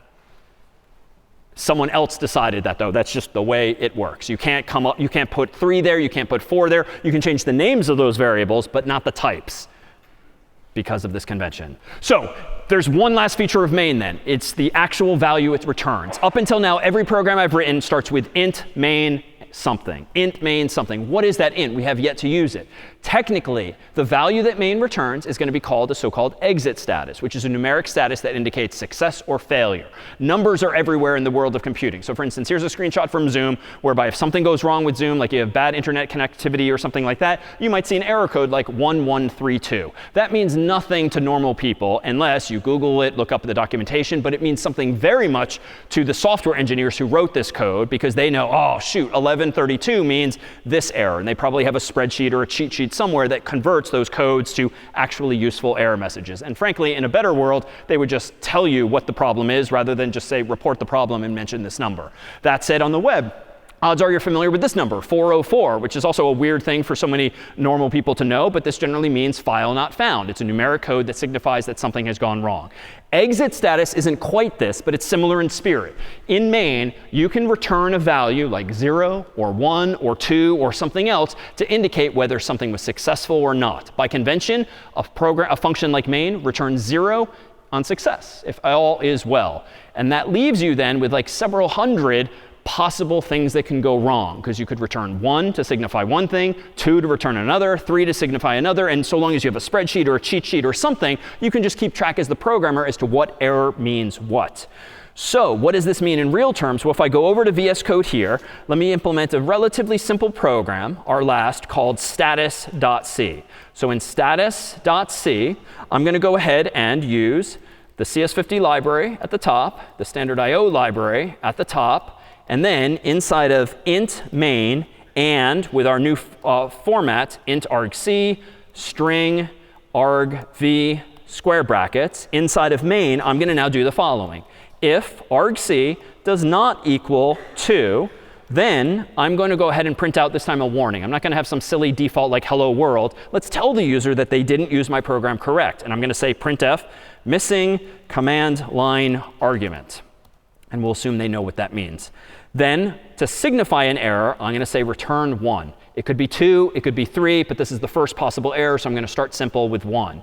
Otherwise, if argc does equal 2, and I get to this part of my code, I'm going to say hello comma, %s\n, and pass in argv bracket 1, just like before. And just to be super specific, I'm going to return 0 to tell the computer, the operating system, that this is success. 0 signifies success. Any other value signifies error. Let's make status now. Let's do /status. And this is a little magical, but let me go ahead and cooperate initially. I'm going to type in my name, David, and I'm going to see hello, comma, David. Most people wouldn't know this, but among the commands you can type at your terminal are this one here. And the TFs and I, the TAs and I would do something like this. We, after running your code, can do echo space $? and we can see secretly the return value that your program returned, 0 in this case. Meanwhile, if we do this again, /status, status, and let me not type my name this time. When I do this, I see missing command line argument. What value should the code have returned then? 1. So let's see, echo $? There's the 1. So even after just 1 week of CS50, if you've ever wondered how Check50 knows if your code was correct or not, among the ways we check for that is by checking this semi-secret status code, this exit status, which isn't really a secret. It's just not displayed to normal people because it's not all that enlightening unless you're the software developer who wrote the code in question. But this means we could return 1 in some cases, or 2 in other cases, or 3 or 4 in yet others. And these command line arguments are sort of everywhere. And in fact, a program I skipped over a moment ago was going to be this. There's no academic value to what you're about to see, but another program that takes command line arguments is known as cowsay. And this is sort of very famous in computing circles because it's been on systems for many years. Cowsay is a program that allows you to type in a word after the prompt like moo, and it will print out what's called ASCII art, an adorable little cow with a speech bubble that says moo, so kind of evocative of like Scratch. But it takes other command line arguments, not just the words that you want to come out of its mouth, but even the appearance that you want it to have. So for instance, I can say -f duck and run it again, enter, and now I have a little cute duck saying moo, which is a bit of a bug, so let me change that to quack, for instance, instead. And again, no academic value here. It's just fun to now play with the various options. But if we really want to have fun with this, we can do another one. So cow say -f dragon, and we can say something like roar. And now we have this crazy dragon appearing on the screen, which is to say, again, no value here. It's just fun to play with command line arguments sometimes. And how is cowsay doing this? Well, someone wrote code, maybe in C or some other language, using argc and argv and poking around at their values, and maybe a conditional that says if the -f value is dragon, then print this graphic. Else if the value is duck, then print this other one. It all boils down to the same fundamentals of week 0 of functions and conditionals and loops and Boolean expressions and the like. It's just being composed into more and more interesting things.